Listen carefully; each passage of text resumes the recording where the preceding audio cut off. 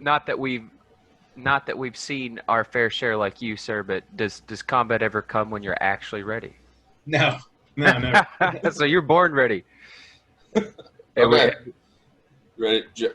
oh yeah, We're live. So oh yeah, I see that. I see we're that. joined today by former sailor, former airman, former Army Green Beret, Brian Hendrickson.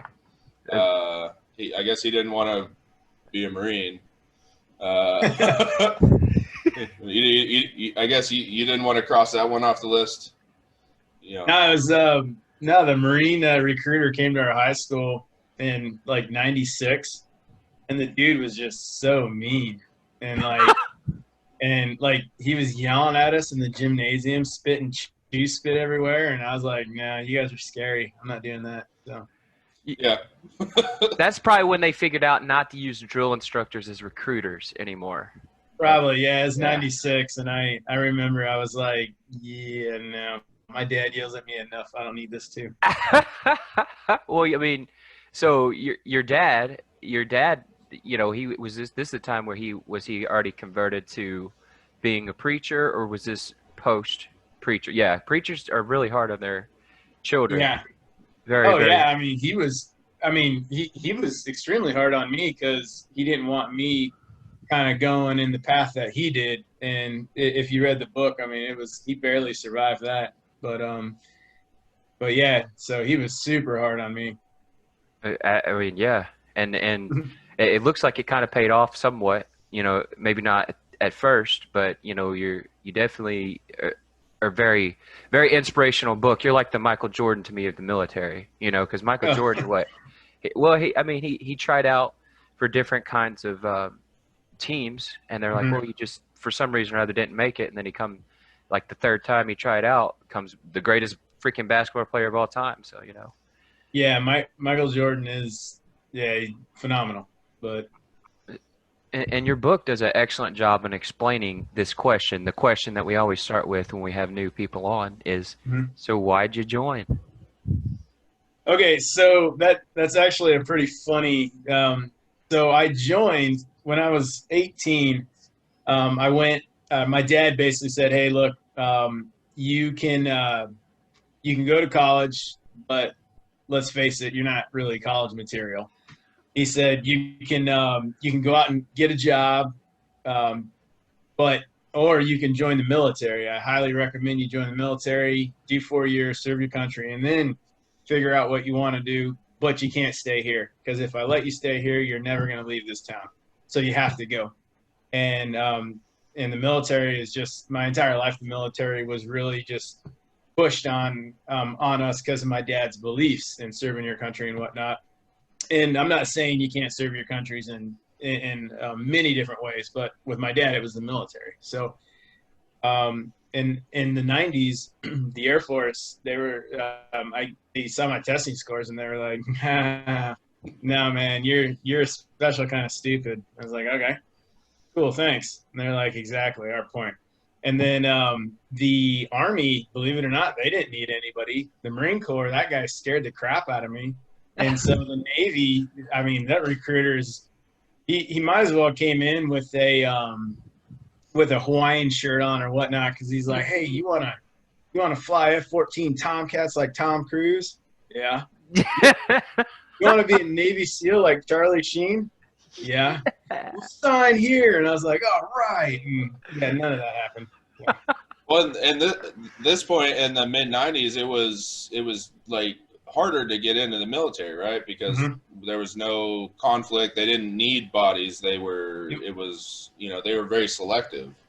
Yeah, the only branch that needed bodies was the Navy because we were constantly patrolling in the Persian Gulf and whatnot. So, but yeah, I was gonna be a F-14 Tomcat driver and a Navy SEAL at the same time as an E-1, and yeah, my recruiter totally screwed me.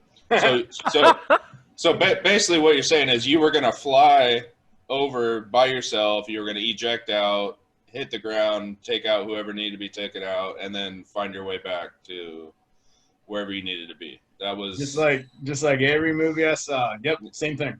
yeah.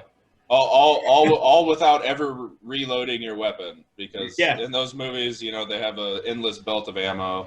They Well, throw it's their got- bags it's- on the ground. Yeah, it's called a God gun. So Yeah. yeah, yeah. Dude, we're not so different, you and I. It was the dragon commercial that got me. I was like, whoa, dude, that looks so badass. I get to climb mountains and fuck up a dragon. Yes, I'm in. Yeah. Third grade. From the third grade, yeah. Yeah. There's no dragon. Yeah, no, Charlie Sheen and Tom Cruise, first 4 years of my life, got me.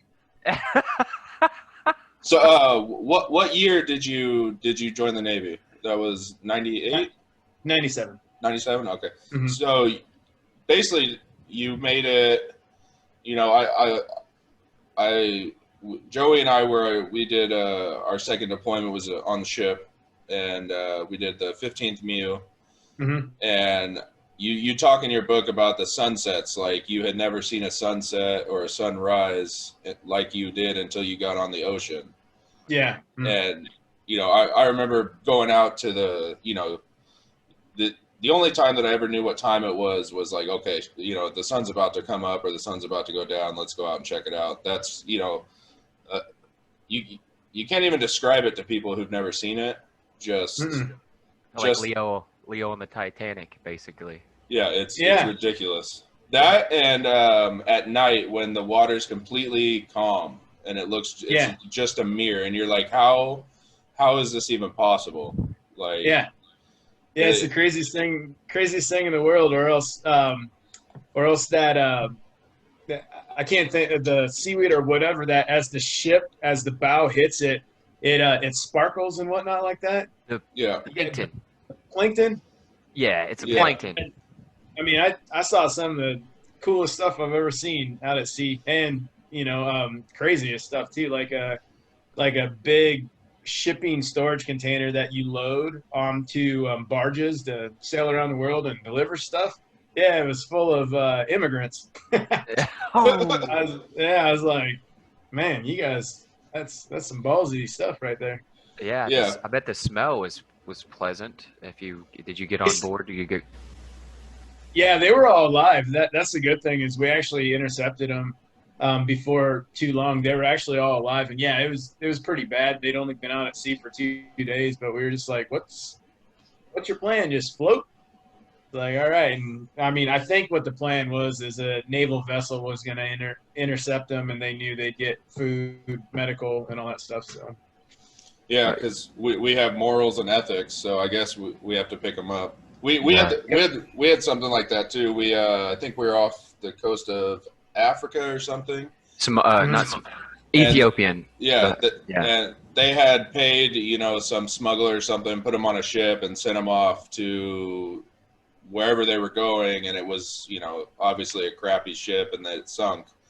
And we had like refugees on our ship for, it was like a month and a half, just trying to figure out a country to take them to.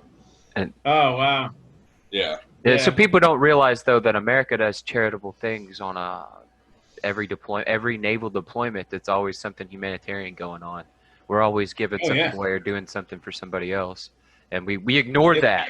The media completely ignores that. So that's, you know. Yeah, I can't count how many countries I've been to, especially on the amphibs that I was on, to where you would go to Spain and whatnot like that. And I'm not at all saying we didn't go out and get drunk and do our thing, but they would have these volunteer programs like, hey, go paint this, or go clean up this, or go help with this. And there was always a handful of sailors and Marines that got involved in that. And then, you know, you carry on about your night after that. But yeah, we're always out doing something. And unfortunately, it doesn't make it past the Navy times. And that's Navy Marine Corps times. It's just kind of, that's sad. That's a downfall on our part of showing actually what we do. But hey, I mean, it's out there. I've been a part of it. Yep. It's so funny. You make it basically almost a full enlistment, and then in 2000 you are involved with the USS Cole Rescue, right? Mm-hmm. So you were on the first ship that responded? Second ship. The first ship was the Donald Cook. We were the USS Camden.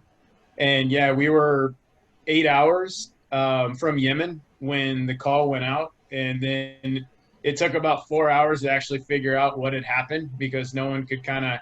I was actually on the bridge that day as the boatswain of the watch, and so I remember everyone trying to figure out like what exactly happened, and then they just said, "Hey, we need assistance."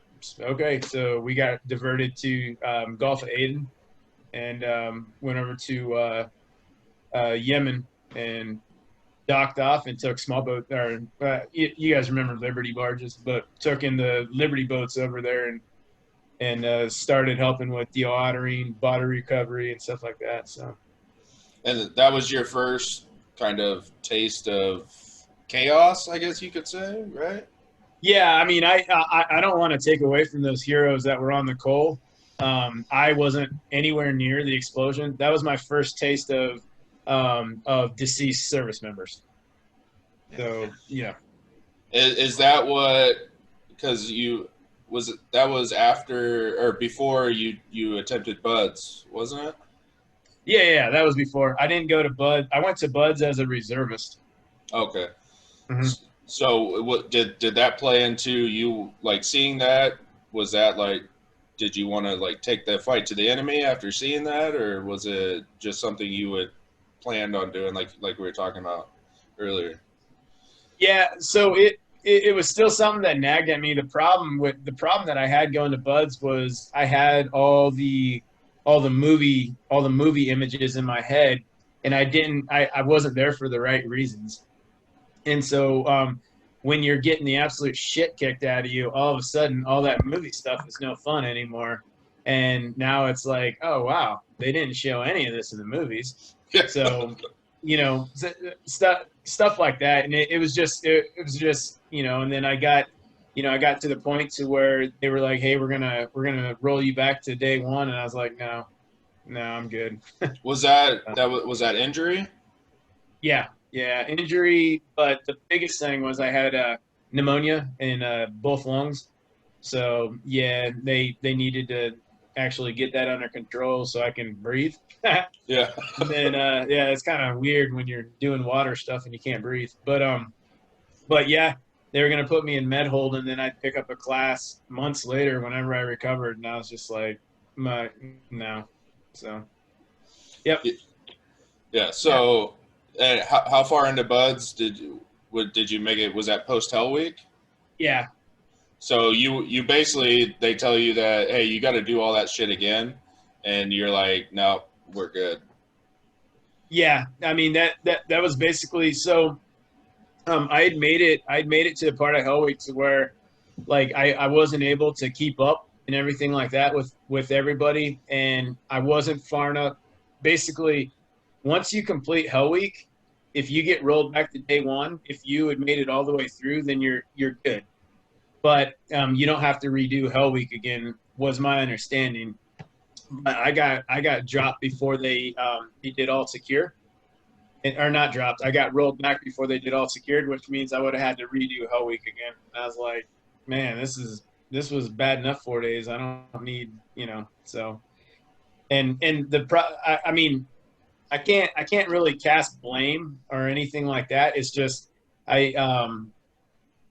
it's just when you're asking a guy who, just got smoked for 4 days, what's your choice? I mean, it's like, let me get back to you on that. But yeah, no, it was one of the defining moments in my career because, well, not my career, but my I had already had I'd already had like a stack of failures up to that point, to where I just felt like I wasn't good enough, or I was always trying to be something that I thought I was supposed to be. I didn't know who I was, and I played that victim role. Well, I grew up poor as shit, so this is the reason, and oh, everyone's out to get me, so this is the reason, and just a stack of failures up to that point. And then I got to that point at Bud's where I got dropped, and I was just like, man, I started blaming it on everybody again. It's just not my fault. It was a very defining moment as I look back now, because taking responsibility for, like, well, if you think about it, you were given the opportunity to go back to day one, And in retrospect, that's only 8 weeks of training. Yeah, it sucks really bad, but you know, it's 8 weeks. 8 weeks is 8 weeks. And I don't know. It brought me to kind of like a breaking point. And then after that, my life really started to spiral out of control. I guess you could say, you know, divorce and all kinds of stuff. Yeah, attempting civilian life was. Yep. Oh yeah, brother. Oh yeah, the divorce right afterward, and I don't think Yep. anybody from our platoon that was married originally is definitely not married anymore. But that, man, Yeah. the drinking for me, I had like $100,000 saved that I freaking probably drank away in like a year and some change. So Oh yeah. feel dumb. When you, Yeah, I mean, I went through some lows. I mean, when my wife left, which I completely agree with her. The only question I have for her is why didn't she leave sooner? But yeah, when she left, the train wreck I had made of my life and drug her with it. Yeah, I was living in an RV. I barely had, you know, money for gas because I was blowing it on booze. You know, there's a couple times I had to hitchhike to work because I just, you know, I was just such a mess. But I just kept that alcohol flowing, and like you'll see in the book, I was in the Air Force at the time, and my shop chief, he was like, "Hey man, you're not doing too good, dude. I think a year in Korea will, you know, you need to get your head straight. You need to get out of here. You need to go do something different." And so, you know, that really, I mean, a year in Korea probably not the best idea for a guy who was drinking himself into oblivion, but but it really did. Like Korea is where I think I hit rock bottom, and then I started climbing back up. But it was a very slow climb, as in I would grab onto a rock, the rock would pull out, and I'd go all the way back down to the fucking bottom again. And then I would start to climb back up, get a little bit higher, grab another rock, all the way back down again. So is a if that makes sense. I think it No, makes yeah, sense. but the thing is you knew that each time you got higher, each time you climbed up, you got higher, and then you fell back down. But yeah, no, it makes perfect sense. I think if I wasn't progressing higher, I think I could have been, you know, I mean, there's multiple times in my life up until I actually got blown up that I could have easily been a 22 a day. Like some rough, very dark periods, especially after buds and stuff like that. Yeah. So. So one thing that I found really interesting in the book was the amount of travels that you did, like personally. You know, talking about going to you went back to you went to Vietnam, Yeah, and kind of tried to I don't know if retrace is the right word, but kind of see where your dad had spent time when he was in Vietnam. I think retrace is a perfect word because I kept thinking, like, am I stepping where my dad stepped at? And what was crazy about the Vietnam trip is I had like, I think I had like $500. That's it. And I thought, yeah, for a week in Vietnam. And I was like, yeah, this is a good idea. Let's do it. Well, yeah, and you know, there's a point in the book where you talk, if it wasn't for some like random tourists or something, you could be in a Vietnamese prison or something. They tried to, you know, they basically scammed you out of, was it like $300 or something?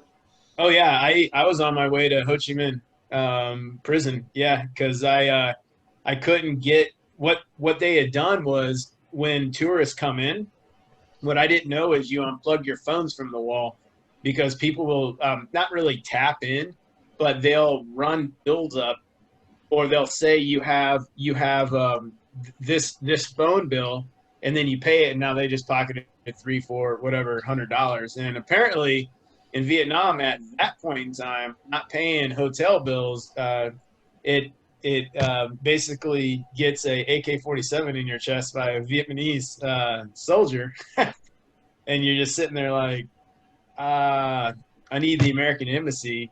And I talked to the consulate, and the guy basically was like, pay your bills, dude. It's like, holy cow, I'm screwed. Tell those two Irish girls walk by and just out of the blue, you need help. It's like, you have no idea. Yeah. Dang. Well, yeah, and you went to. Luckily, you're a ladies' man. I think you Hell yeah. you said you went to China, right? You went and saw the Great Wall. Yep, and I did not bring back COVID. So That's patient zero, man. yeah.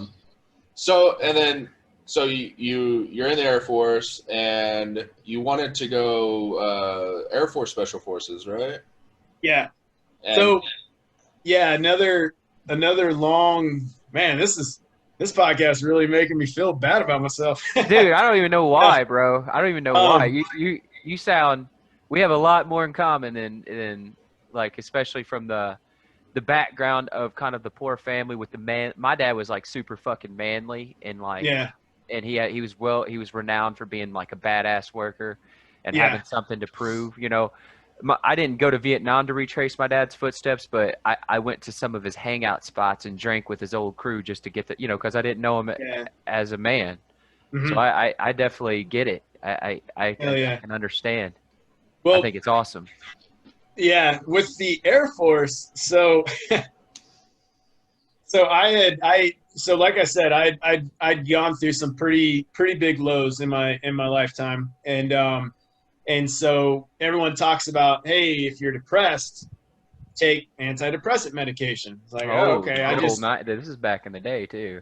I just need something just to make the pain go away. Like, I can't sleep. I drink into oblivion. All I do is I hate myself, and maybe this pill will make me like myself. And so I'm in the Air Force, and I go through, I go through my divorce, and I start, I was in the Navy, and I had taken antidepressants in the Navy, and I also, when I wrestled in high school, I had a couple of seizures, and it was just complete weight loss. Basically because of the amount of weight loss I was doing. So I had seizures, and I had depression medication in my records. So I get in the Air Force, and everything's good to go. And I'm working my way through the combat control pipeline. And one of the docs came up, and they were like, hey, man, we need to talk to you. It's like, okay. And I was already months into it. And they were like, hey, you're not medically qualified to be here. Why? And it's because, well, here's the list. But yeah, the two big things were history of seizures, which I don't have a history of it, but they're in my record, and depression medication. Now, if that medication is also used to help people quit smoking. So if I was using that medication to quit smoking, then it would have been fine. But I had used it because the doctors, I went in, I was like, I just need help. And they're like, you want some meds? I was like, yes, I do. Depression medication. So if that word depression wasn't on there, then I would have been fine. And I could, but yeah, so they basically were like, nah, man, you can't be in this career field with that in your record. It's like, well, crap. But they were going to let you be a SEAL with that stuff, or I don't think they even looked. Yeah. Tell you the truth. Yeah. I mean, the seizure part, that was in my record from, I think when I first came in, they, when you're going through MEPS and they ask your medical history, and I think I had said it to them like a dumbass, but no one really paid attention to it in the Navy. They're like, are you breathing? Yes. All right. We need you. Yeah. So you basically, again, it's another, your life is basically a series of peaks and valleys, setbacks. Yeah. So you're like, okay, I'm getting to do my special forces shit, and then they're like, no, you're not. Go fuck yourself. Yeah, I'm crying on the inside. I'm laughing, but I literally fucking am crying on the inside because of this shit. Because it's like, dear God, man. Like I know how that shit is, man. Yeah, and instead of manning up and being like, well, shit happens. I did this to myself. I went straight to the victim role. Like, oh, if it wasn't for this, then this wouldn't happen. And if it wasn't for this, then this wouldn't happen. And everything was always everybody else's fault. I continued, because when you take on that victim mindset, all you're doing is just digging and digging and digging. And that's the reason why I believe that we have a lot of the issues we have today is because the mindset that I used to have, and that's the victim mentality, the entitlement mentality. You know, I deserve this because I'm this. This happened to me because of this, and it's never no one. We've lost the art of taking responsibility for our actions, and it actually took me getting blown up to finally basically become a man, I guess you can say. Shit, man. So you get punched in the nuts basically of, hey, this is what you want, and we don't allow it. And then one day you happen to see a poster, right, that says you could basically be in the Army. Like, hey, today you're in the Air Force, tomorrow you could be in the Army, right? And Yep. And then the Green Berets are like, fuck it, dude, come over here. We'll take you. Yeah, it was crazy. So when everything happened, I was on my second divorce, and it basically there wasn't much lower you could get. I mean, I was all questions, no answers, and everyone else's fault. And so I went into the S1 office, equivalent, the personnel office, whatnot, to do some stuff with my service record. And I saw this poster on the wall that had, you know, a person in half of an Air Force uniform, half an Army uniform. And if you were in certain career fields, then you can qualify for a direct transfer over. Well, turns out I was in that career field, and I just said, yeah, I want to transfer over. No plan, no nothing, zero idea what I was doing, zero fucks given. I want to transfer over. So went to so they set it all up. Recruiter got me in, went to MEPS, and I went about 2 weeks later. I went to my house, turned the lights off, and went to boot camp at Fort Benning for infantry. And did you sign Boot camp contract? again? Yeah. Did you sign? Were you like a contract 18 Charlie? Yeah. So I was a 18 X-ray, Okay. which is and so I came into the Army as an 18 X-ray. The problem is they so I was getting BAH and all that stuff from the Air Force. Well, when I switched over to the Army, because I was E5 and below, they put you in the barracks. So I lost all that BAH, and you got chow hall. So I lost all that. And so I'm still having to pay mortgage on a house, but I can't afford it. So, yeah, it was crazy. But I just shut off the lights. And it wasn't until I was almost done with jump school to when I drove back to Florida to actually I drove to the water company, power company, said, hey, here's the situation. Here's the back pay I owe you guys. I'm sorry. And then, I started slowly but surely kind of getting things going. But going to infantry basic was probably the best thing for me at that time, because my mind, like, I could just completely run away from the second divorce, the shitstorm I created for myself, and I just buried myself into training and just tried to forget about everything else. But the problem is that doesn't solve anything. Yeah. And so I just put it all back, and I just completely buried myself into training. And that's kind of how it worked with infantry and jump, and then selection and the Q course and everything. Is I just completely buried myself into training, which is why I was successful in the Army. Is like, well, do you have seizures now? No. Okay, fuck it, you're good. It's like, cool. Hell yeah. And If you don't, you will by the time we're done with you. yeah, and stuff like that. But I just immersed myself in the training, and it was perfect for the situation I was in with, another failed marriage, obstacles, and just self-pity and victimization mindset and all this stuff. I was able not to take care of it, but to just kind of push it off to the side while I buried myself in the training. And then I graduated, and it was awesome. And then all these things that I had just pushed off to the side, guess what they did? Yep, right back.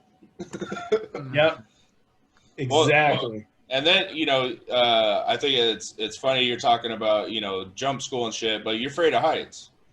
Oh yeah. Well, I didn't That's know that fucking until jump school. terrifying, dog. And I didn't know that until jump school. I remember, so I'm reading and I'm like, you're talking about the first time, you know how the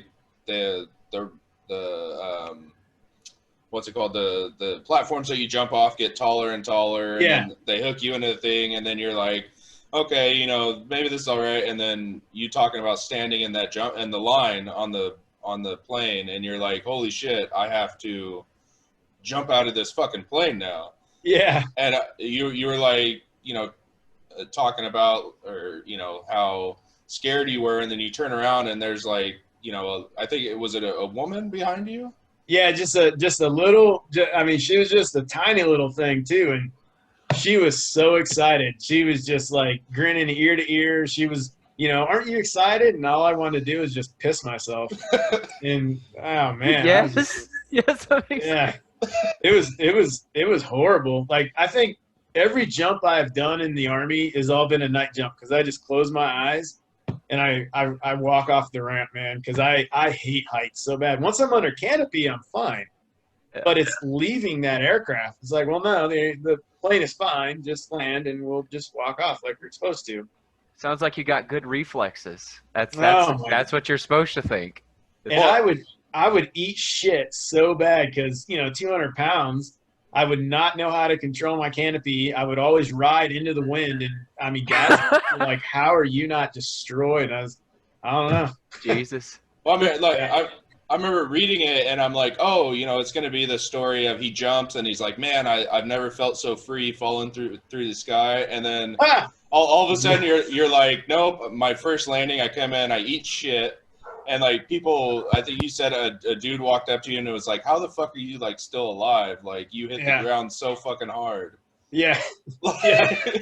Dude, oh my gosh. That's the only, when I retired, I was like, thank God I never have to jump again.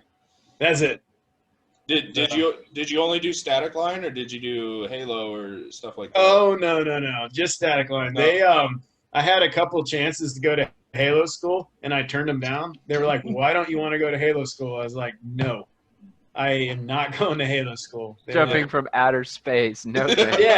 Yeah. They were just like, it's not a hard school. I was like, I don't care about it being hard. I'm not going to Halo school because that's really high. It's probably really hard when you're scared of heights and you're jumping from 30,000 feet. Like I don't know because I refuse to go. So you chose to be an engineer, and is that? Yeah. So not only did you volunteer for what I believe is probably the hardest special forces and I would say probably some of the most famous special forces would be, the Green Beret, and you chose arguably the most dangerous job in the Green Berets, which is we were taught demolitions. But I don't know if you were there for that class, but I was taught demolitions by a Green Beret engineer, in fact. Yeah. Because we were switching to 51s. But I'm talking about freaking walking in front of a patrol with a minesweeper. Well, yeah. No, the engineers are badass, man. They have a lot of knowledge is what I'm saying. It's like this dude was walking Rambo. He was Rambo. Yeah, that's what's crazy is going through the 18 Charlie course, we didn't really learn IED clearance. We had like a day on it. All the stuff that I learned about IEDs, I learned in Afghanistan. It was right there on the fly. Yep. Yep. The team was like, yeah, you're the Charlie. You're trained in demos, so you find IEDs too. Get up there. Oh, what? Dude. Oh, perfect. I did not know that. So, we had a Green Beret on here a couple weeks ago talking about kind of Q school and selection and that kind of stuff. And it turns out that you actually, your unit or whatever replaced his unit in 2016 in Afghanistan. Oh, okay. So I mentioned your name, and he said he never worked with you, but he knew who you were. His name is Sam Jimenez. You can go back and look at the episode. Yeah, I'll check him out. So he was what group was he? I don't know. We didn't talk about it. He's still active, so we didn't Hmm. really get into Oh his yeah, good teams and point. stuff. Yep. But he like I said, you guys, and I think that was your big deployment, like the hardcore one in 2016, wasn't it? I mean, that 2016 was the worst firefight I've ever been in. Yeah, for sure, hands down in Bogland. Yeah, we'll talk about that because that shit, Yeah. I was like, man, if this was a movie, nobody would believe it. But it was. I know.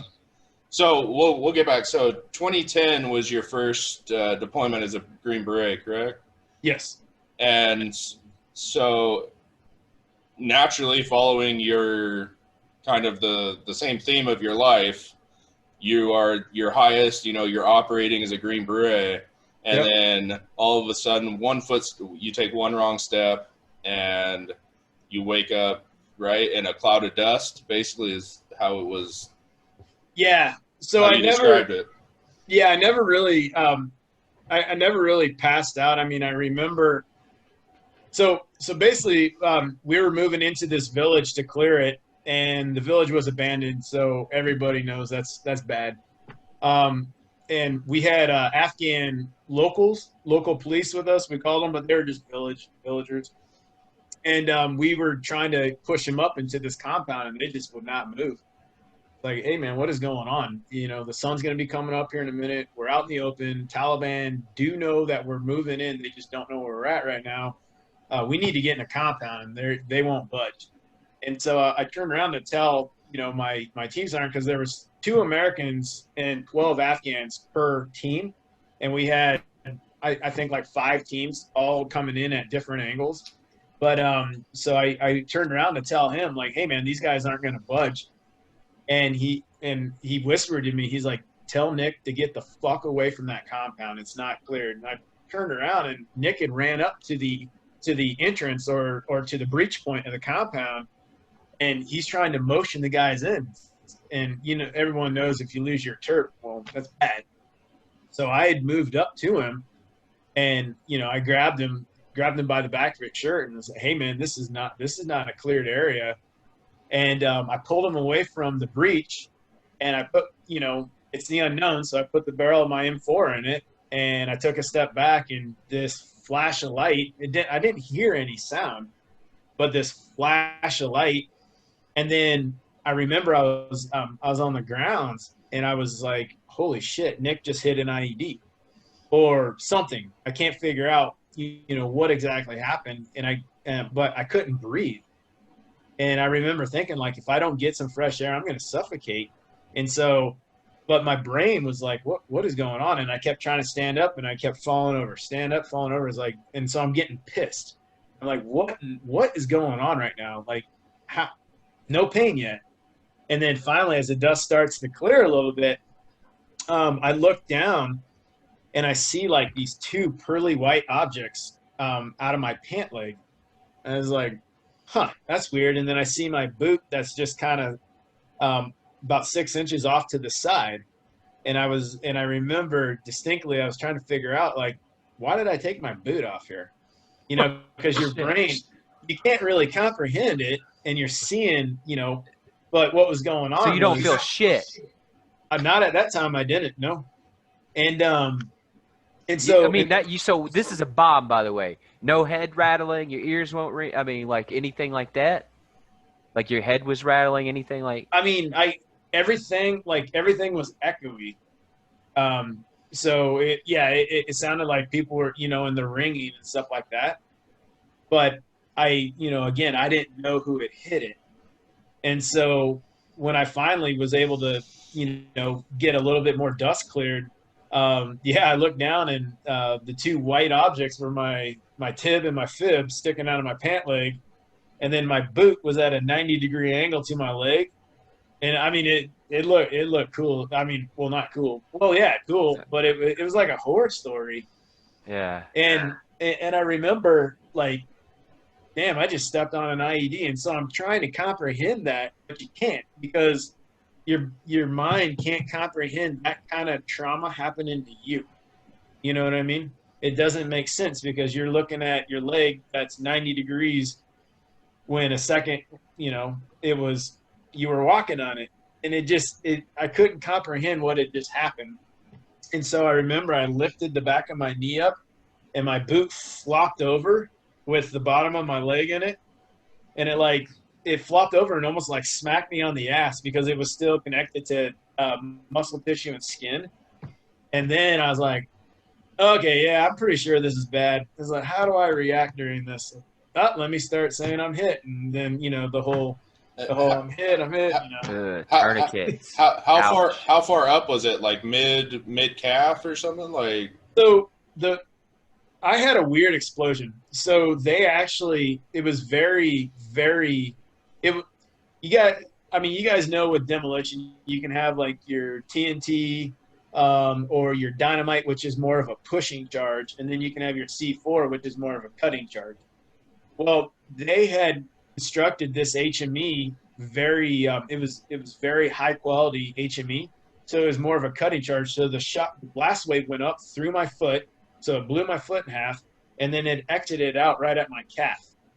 And yeah, if it was a pushing charge, it would have basically just mangled all the way up into my knee, and then that would have been, So the tib and the fib were in splinters. They weren't like were they sharp, or was it? Did they have how'd that cut look? I'm not entirely sure. I know that that blast had exited cleanly because they were saying like it basically looked like a saw went through my leg. Yeah. Almost. Okay. Yeah, it was a pretty clean exit. Which is like if you're gonna get blown up, I don't recommend it. But if you're going to, that's the IED you want to step on. It's very clean, very yeah. Yeah. And so Easy to put back together. Easier. Easier. Yeah. Yeah. Well, yeah. I Yeah. sound like a douche. I sound like a fucking douche. I Well, don't yeah. but yeah. Well, I mean, ultimately though, the IED being a clean cut is basically what saved your leg, right? Was they were able to reattach. Well, yeah. And also, I got blown up at like one of the perfect times for medical technology. And so when I actually was hit, they were just starting this new program called the limb salvage program. And with the limb salvage program, what they were trying to do is, salvage people's limbs to where they would have just, for an injury, half of mine, they were still chopping legs off. But so they told me like, hey man, you got a limb that we want to test, we want to try. And yeah, and I got, this probably isn't going to work, but you have an injury that it can help medical technology and people in the future and whatnot. So, all right. So yeah, that's how that went. But and you talk a lot about how at any time you could have basically told them just take the leg, right? You could have just basically thrown the towel in and said, hey, it was a hell of a career. I'll be, medically retired or whatever. And, Purple Heart. Yeah. Because Free Disneyland. You basically, you had to choose the harder route, which was we're going to fix this shit. And then I got to learn how to reuse my leg, where they could have amputated. You would have got a high speed. I think you said it. You would have got a high speed, prosthetic and basically been, out on your own. Like, yeah, there's many times that I look back and I wish I would have just kept my leg off. But the problem is like number one, to challenge me, I'm really not that smart of a guy. And so I'm too stupid to look into the future and be like, well, hey, I can have a Nike sponsored leg. I can be on all these cool videos, and I'm probably going to be a lot more functional. Or I can take this grinded up meatloaf that's just hanging on the bottom of my leg, and we can try and make it work, which could have this, and this. If I was smart, I would have been able to look at all that and been like, hell no, chop it off below the knee. Let's get on with life. But yeah, I'm not that smart. So, but you talk a lot about how your dad was basically the one that was taking care of you during this time. Was he like, hey, whatever you choose is, is fine with him, or was he like pushing you to like, hey, you can get over this, like it's just sort of another hurdle? No. So when it came to my leg, it was basically with him. He was like, hey, I'm gonna back you whatever you do. But his big thing was he could see me starting to fall back into depression. Well, I was never out of depression. I would actually have to say I've lived a good majority of my life depressed, if you look at what clinically being depressed is. And he could see that I was starting to have, he knows my past. He knows the issues I've had. And I remember it wasn't so much about me keeping the leg or losing the leg or whatnot. He was gonna support me either way. What really he was doing was he was my sounding board, because I remember one day I was in bed and he's like, hey, we need to have a talk. I was like, okay.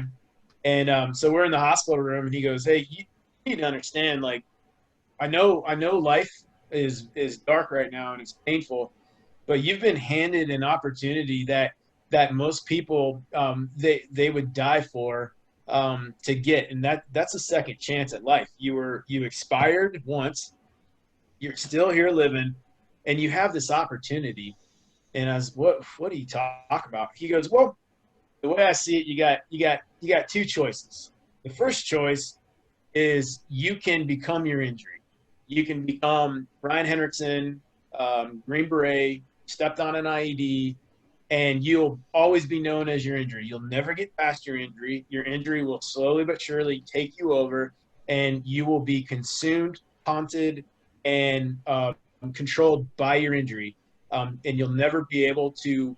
You'll always be the guy that was injured, living in 2010.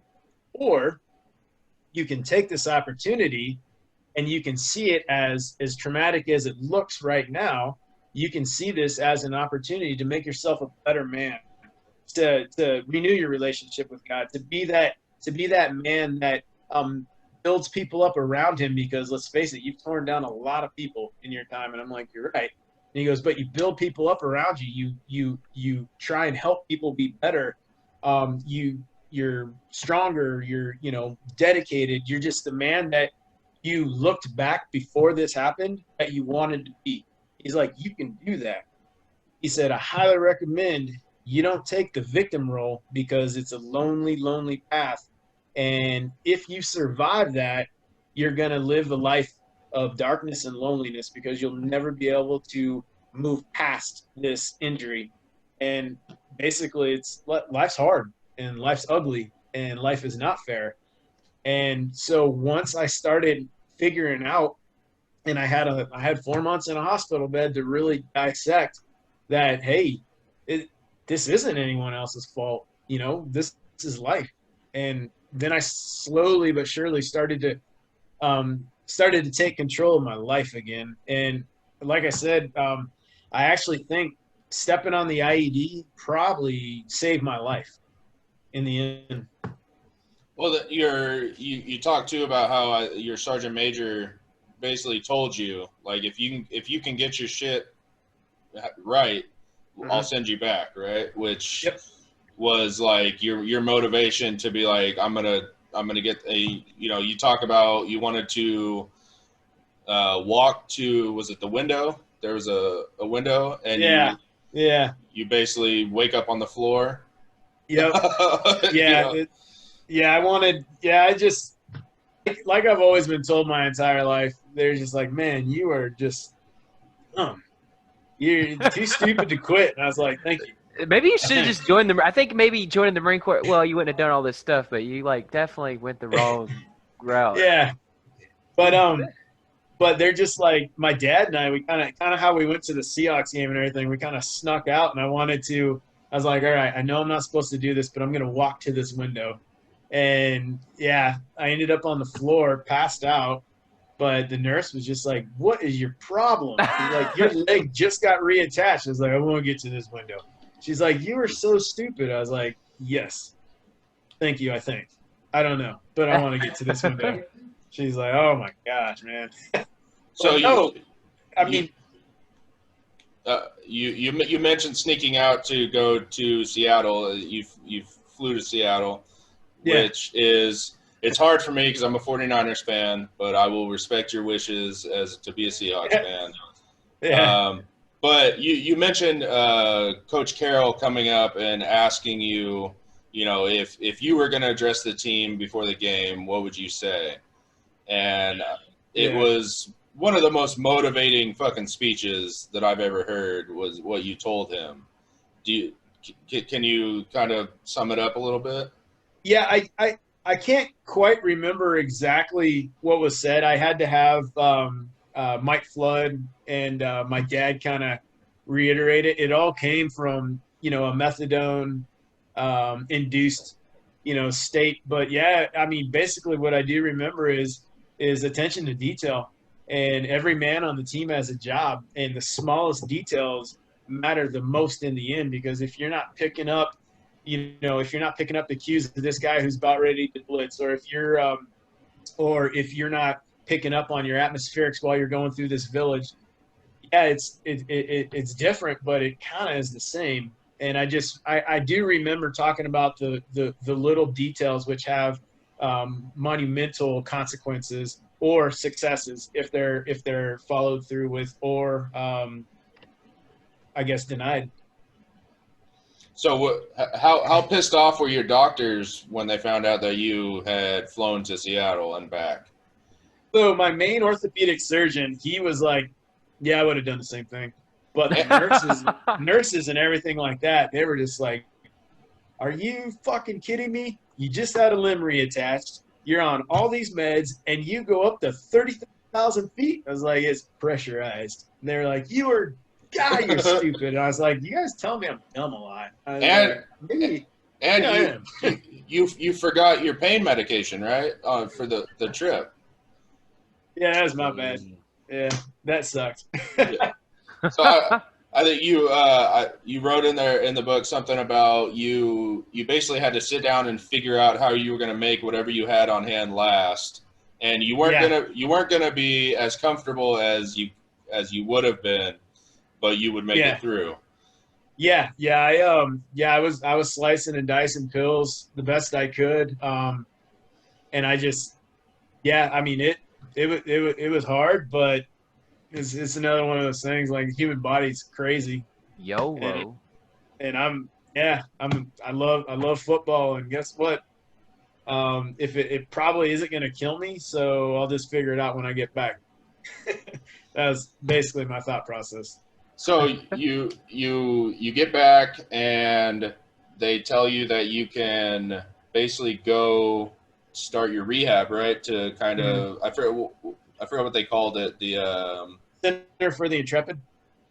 Yeah, but it was like a program or something that you did. Oh yeah, the walk the run program, or the return to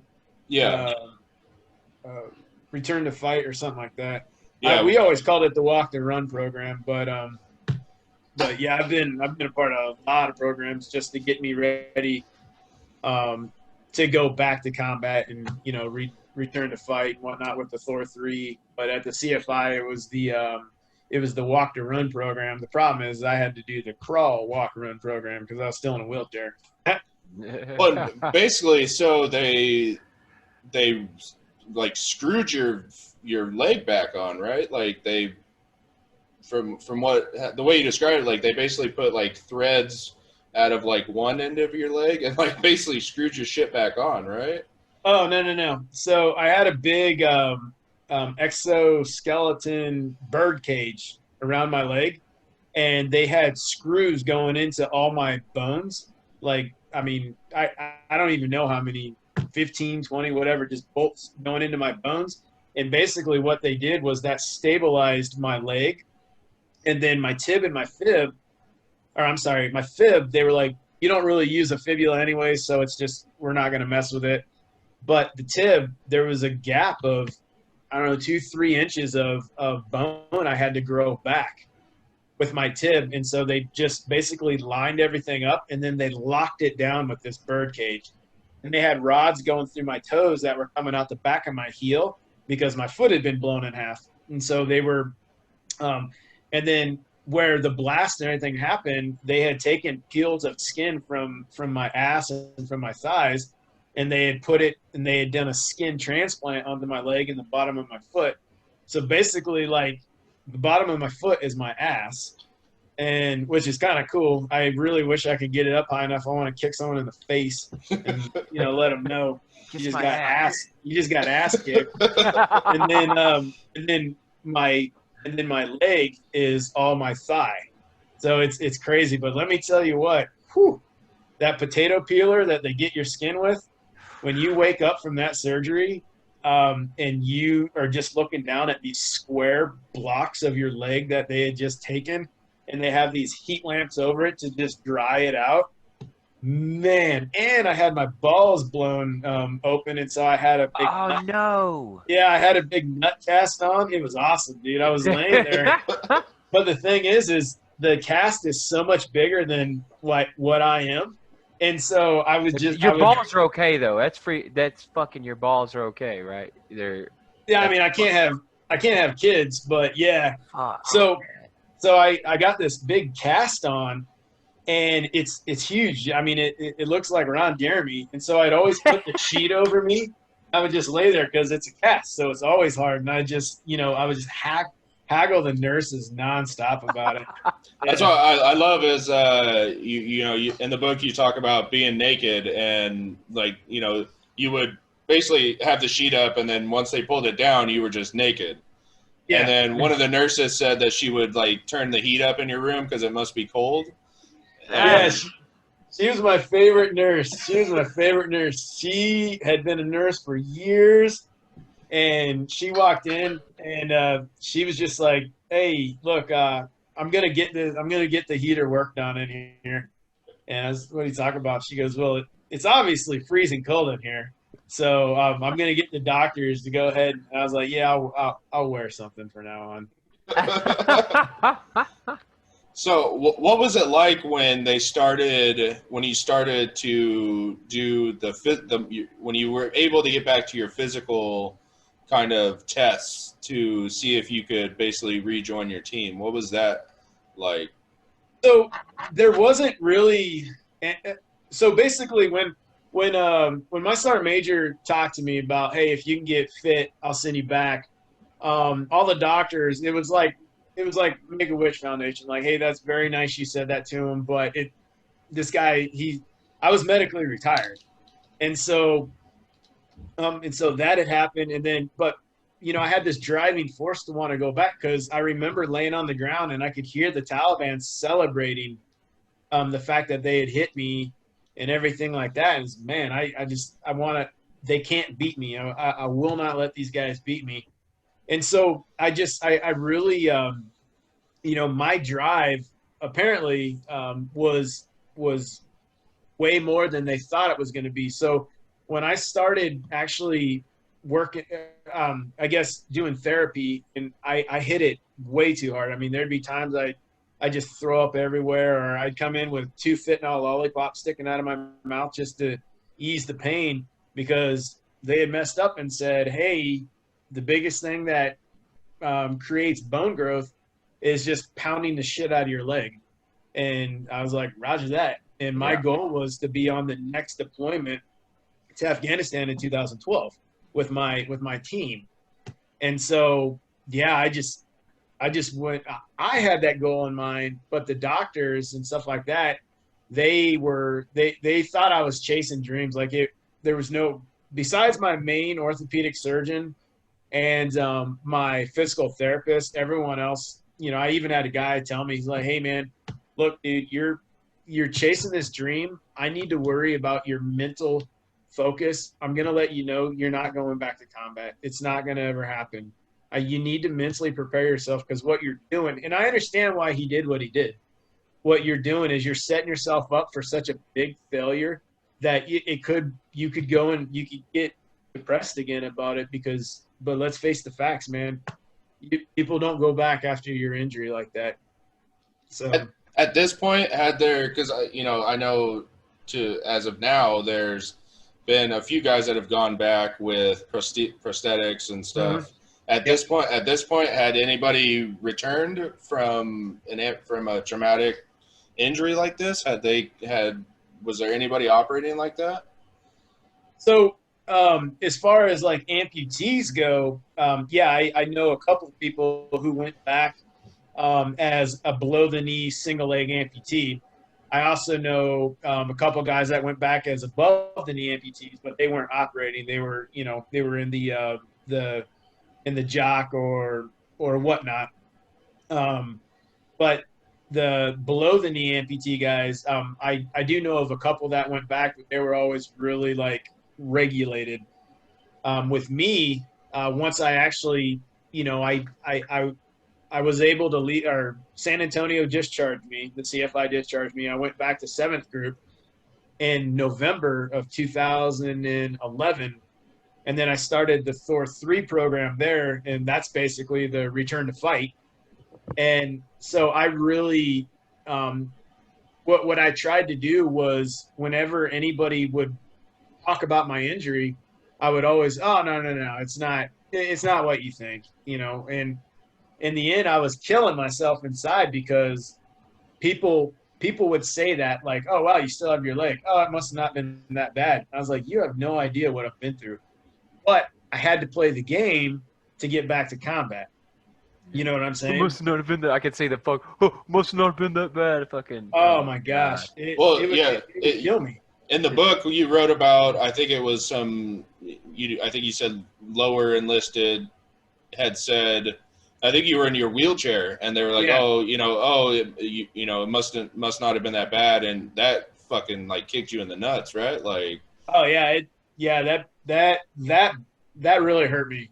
Just because I remember thinking, and my dad was like, how could they know? They've never been to war. But I remember things like you don't know what I've been through. Like this almost killed me. Like it almost killed me, and like you don't know what I've been through, or the people that'd be like, oh yeah, well my the people that'll be like, oh yeah, well my buddy actually lost his leg. Well, what do you mean he actually lost his leg? So mine isn't, and I still get comments like that to today. Even people will be like, hey, great book, man. Yeah, my friend, he actually lost his leg, but dude, it's good to see you're doing it. It's like, well, what do you mean he actually, like, you don't understand what I went through. Well, yeah, because, I would think that, not saying that any injury is good or better than anything else, but to lose your leg, at least then it's like, okay, single track of we got to get rehab. We gotta figure out what life is like now. Where at any point with you, trying to save it, they could have been like, sorry, it didn't work. Now you got to learn, a year later, oh shit, sorry, it didn't work. Now you got to, you're not gonna have a leg. Yeah. It was. And the growing back of the bone probably felt yeah. like shit. The growing pains all over. You're hitting puberty all over again, essentially, because you're having 2-3 inches of bone having to grow back. Yeah, that little web thing it does. Most painful thing that's ever happened to me in my life was that I guess 14 months of rehab. And the screws, the bones are trying to go around the screws as foreign substance. A lot of shit's happening. Yeah. Like, what's this screw? But we got to build. They're building around the screw. That I guess. Yeah. They took the screws out once your bone cooked together. So take a screw out, and then bone would grow where the screw grew in, and they slowly took the screws out. That's growing pain. Yeah. They as they were taking screws out. I mean, I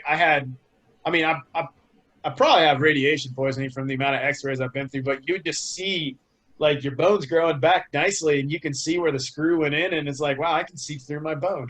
Yeah. You know what doesn't grow back? Fucking muscle. Yeah, that's why I have that IDEO brace to give me a calf. So yeah, you So eat a dick, whoever thinks that in their head. Yeah.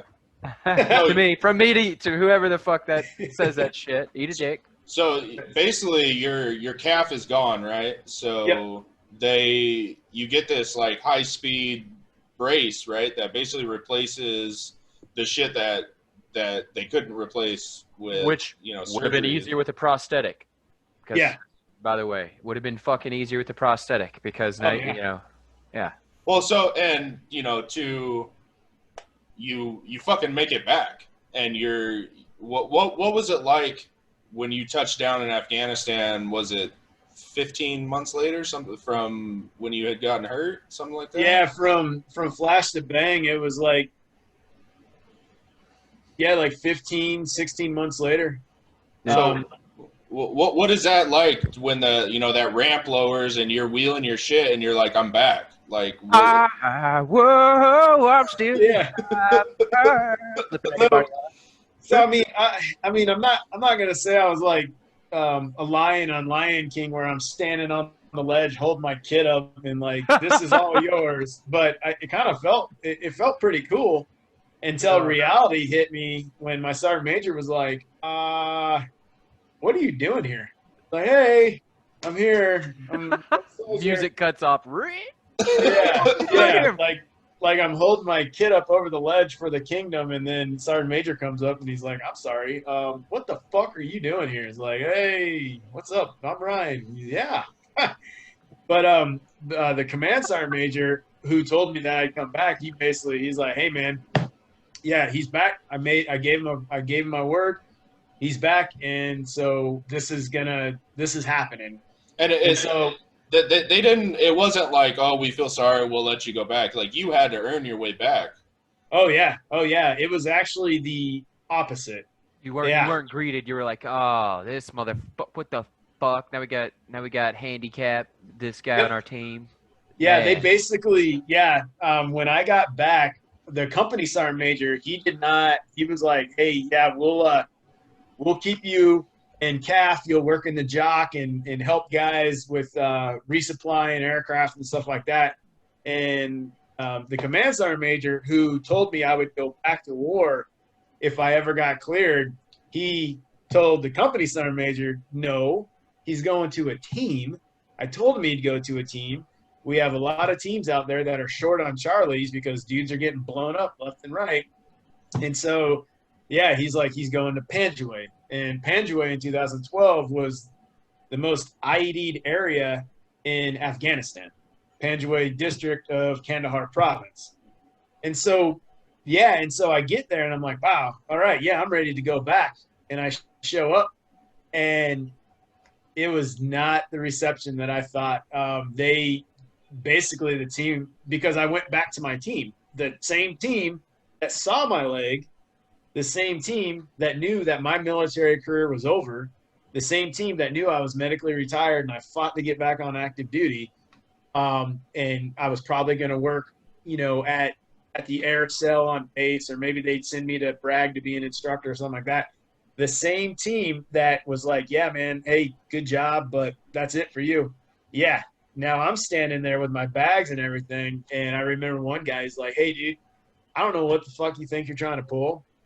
I don't know if this is like Ryan Hendrickson. I still got it in me, but you're putting everybody's life at risk on this team because you think you have something that you need to prove to yourself.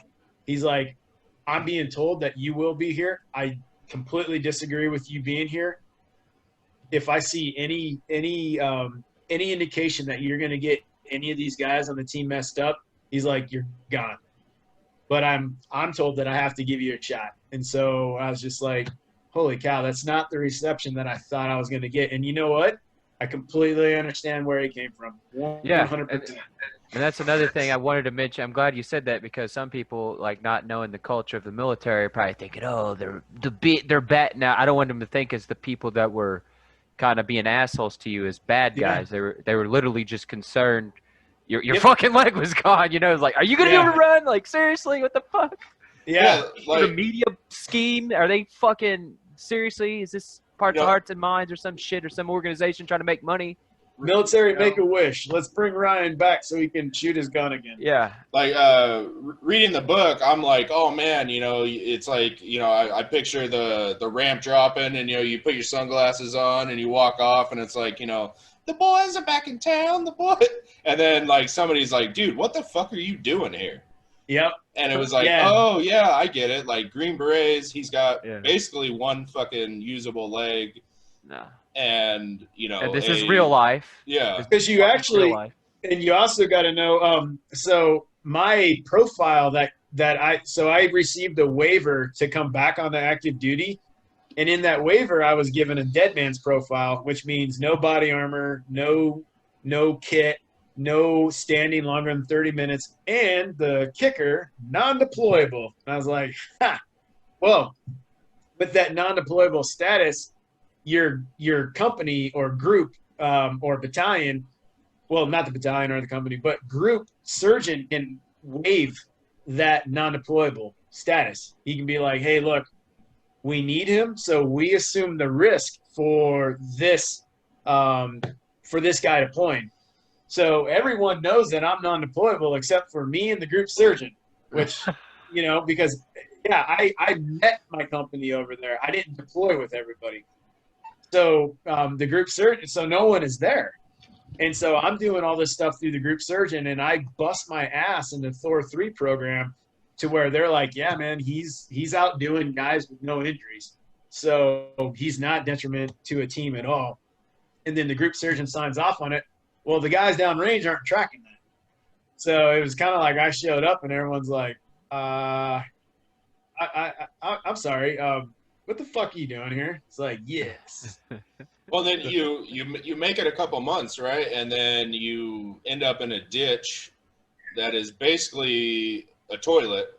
There's no basic about it. It was 100% shit. And fucking toilet. You immediately are like, holy shit, my skin grafts are still healing, and Yep. I'm now covered in human feces. Well, my skin grafts were all rubbed open from the friction of my leg brace, the IDEO, and all the neoprene and everything like that. It had rubbed hot spots into my skin graft. But yeah, I was there for about 5 months. We had gone on multiple missions, and then this one just happened. We had taken contact, and like everybody knows how to do cover, return fire, violence of action, fire superiority, all that good stuff. So I did all that. Ditch, not a problem. Into the ditch, return fire, and then we get fire superiority, suppress it. Air comes on station. It's like, okay, bad guys are gone because we got air on station. Well, then I start to like smell. I was, man, this is disgusting. What the fuck? This is one of the worst smells I've ever had. And I start to look around, and yeah, I'm knees deep in sewage because the Afghan. It's weird. The Afghan plumbing system. It's very outdated. Shit rolls downhill. Yeah, where they just go to a trench and shit in it. It's about 400 years outdated. Yeah, I know. Like they need to really work on that department of So yeah. basically, you're getting kicked in the nuts again, right? You've climbed back up. You're operating again. Like you said, you've been there 5 months. You've been on missions. You've done this, and then they're like, oh, sorry, you got shit in your wounds. Yeah. And so basically, they take you off of operating status again, right? And well, yeah, when we got back from the mission, because that was day one of like 3 days dismount. When we got back from the mission, I looked down and I got my pants off and everything like that. Everyone knew I jumped in a shit trench, whatever. But when we got back from the mission, I was like, man, I need to talk to our medic, our 18 Delps about this. And he saw the open wounds on my skin graft at the bottom of my foot. The skin graft on the bottom of my foot had peeled back. And he's like, dude, you got to go to CAF now. And so, yeah, they sent me to CAF. And when we were at CAF, basically the surgeon, he's like, yeah, you're not going back to the team, dude. You're probably not staying in country. And I just like that bothered me again, but it was a test that I remember I was starting to slowly slip back into, everything is like, poor me. Why did this happen? Stupid skin grafts. If they would have done this or that, but I remember this was a tipping point to when I started like, wow, this sucks. What am I gonna do?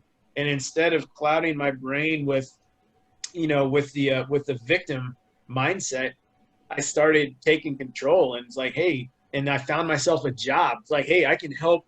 I can drive a forklift. I'm good at it. So I'll resupply the helicopters that are sending stuff out to the guys. You're undermanned here. You're undermanned here. I can do this. I can sit in the dock and battle track and all this stuff. And so instead of me sitting there and taking on the role and just letting the victimization run its path and life control me, that was one of the first times I remember I actually took control, and and so I was able to stay, and slowly but surely, well, not slowly, very quickly, I recovered. And doctors, that's when they were like, dude, are you Wolverine? And I was like, yeah, my mom liked him a lot. So I'm assuming they probably, and then here I am. So. Well, then literally you climb your way back to the top of the mountain by literally climbing a fucking mountain. So this mission had come down, and I'd made some good friends just doing the support job there at CAF, which again, extremely needed.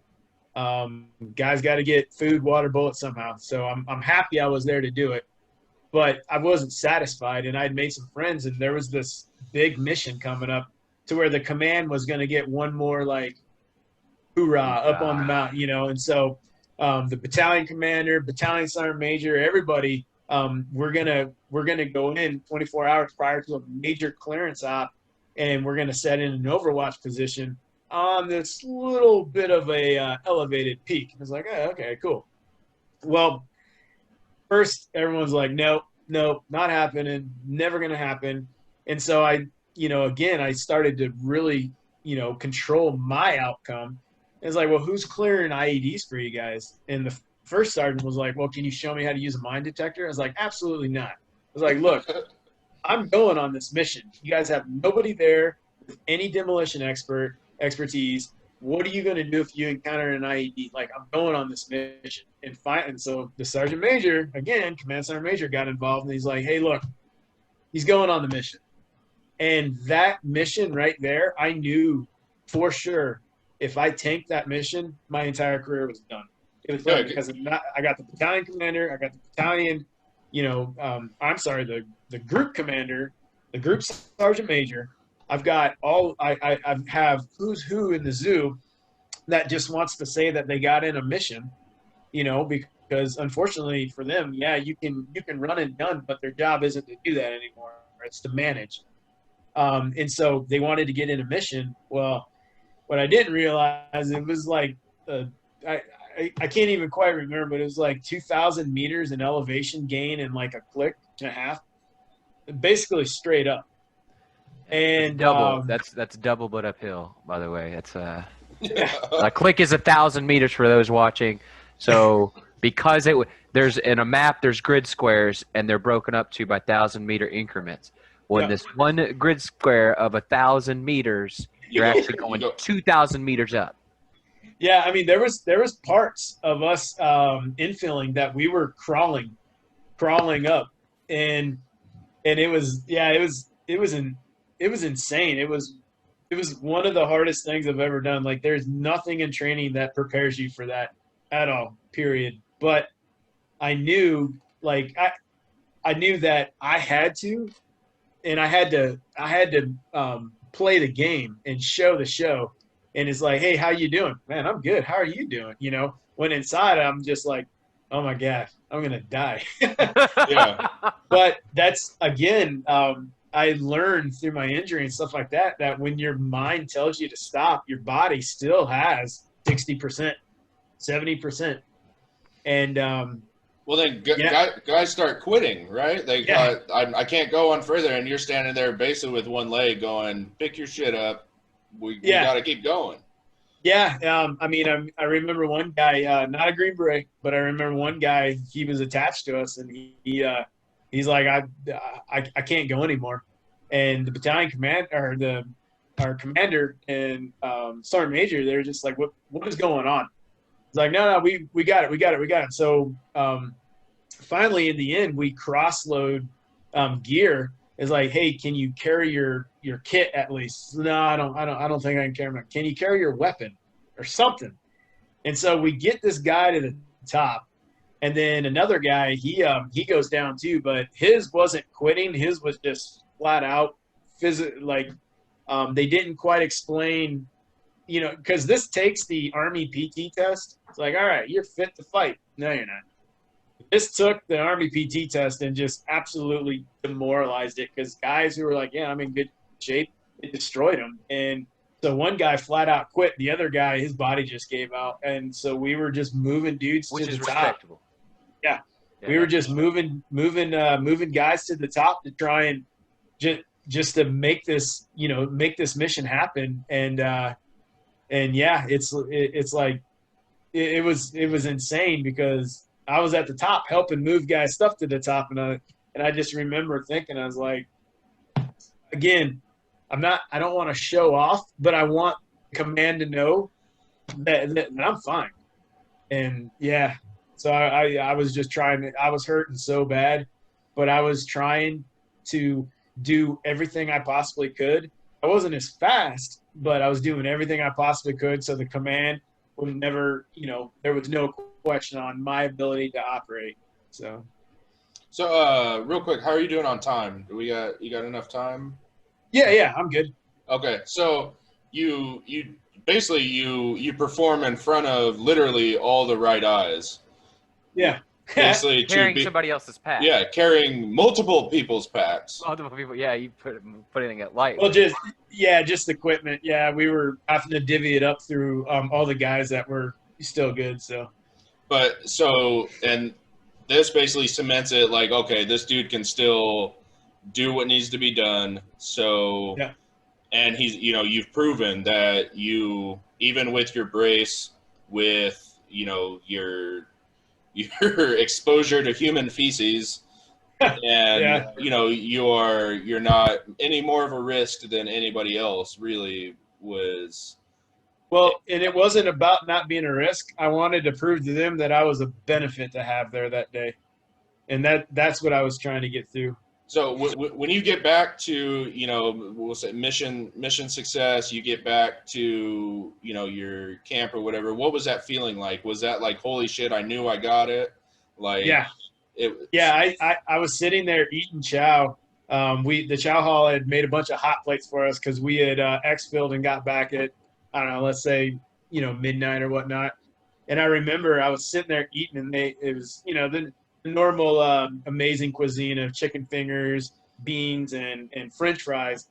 I just remember, like, that was the most accomplished I ever felt probably in my life, even more than graduating and becoming a Green Beret, because I had made that situation happen. I refused to become a victim. I took control of my life, and I made myself go on that mission when everyone said no. I made them take me on that mission, and then I did it. That was that, and that's why it's in the book. A lot of people may read it and be like, okay, cool, wow, that's really great. Sounds hard. Why is that significant? Because that is probably the first time I remember taking my life back. Yeah, it was cool. It's a turning point when like I recently hit it's funny about this book is I recently hit that point where I'm like, dude, from this day forward, I'm done. The source of depression is, people saying, oh, the Marines, the TV and that shit don't help. But it is like whenever you listen to the TV and say, I'm the victim, like the TV says, yeah, and the fact that you were able to, it took fucking trillion times, but you finally got it. Yeah. Yeah. It only takes that one time to get it. It's fucking awesome. I'm glad you're sharing. I'm glad you're sharing that with us today. Because you had brought up Michael Jordan earlier, and Michael Jordan had said something that I really took a hold of years and years ago, and he had said that before he ever made the game-winning shot, he had missed thousands of game-winning shots. Yeah, you know what I'm saying? Yeah. I'm like you, man. I didn't. Like, it's taken me, and I didn't do fucking half as much as you did, but for some reason or another, and mine was I didn't go, I decided not, I had kids, so I decided not to chase the combat. Mm-hmm. But that killed me because I was like, God, I'm such a bitch. I'm such a bitch, you know. But Mm-hmm. I don't know. It just like it's awesome that we're kind of the same, you know. And not everybody like some of the people we talk to got their shit together and they get over it quick. Like, oh yeah, this was like 3 months, and I'm like all of a sudden the head of the company. I'm like, dude, I've been Yeah. fucking with this shit for 10 years, dog. Okay. Yeah, but here's the thing with that. So there's two things with that. Number one is people say like I haven't done half as much as you have, but we all have. We just have different stories. And the reason why we as military members like to hang on to the combat and the bullets flying and stuff like that is because that's what we get off on. But to a civilian, they're like, okay, yeah, but your story reaches out to me because I overcame some bad things too. Like I had severe depression over this, and just like so we all have done the same thing. Pain is pain, trial is trial, depression is depression. We just have different stories, and the reason why mine maybe looks different to you is because we're both military. You know what I'm saying? And it's not, but our stories are the same. Yeah, that's the first thing. But it's like with the I guess as far as the stories being the same and whatnot like that. That's it. It doesn't really. I already kind of said it, but you don't have to be a soldier to go through a bad incident and to have trials and tribulations in your life to overcome. And that's what I really wanted to, I guess, display in the book is like because the SEALs do a great job at media and getting their story out there and stuff like that because everyone knows what a Navy SEAL is. Where I wanted to avoid is people will read those books and be like, well, of course he did that. He's a Navy SEAL. Yeah. Well, of course I did this. I'm a normal human being. Mm-hmm. And this is why I'm normal. I fucking grew up like this. Same as you. I had these experiences. Same as you. I went down these mental mind traps and I put myself in these holes and I could have been a 22 a day easily. And people are like, wow, that's like me. It's because you don't need to be a soldier, sailor, Marine, airman, warfighter, whatnot to have to have not issues, but to I guess relate with the story. Yeah, absolutely.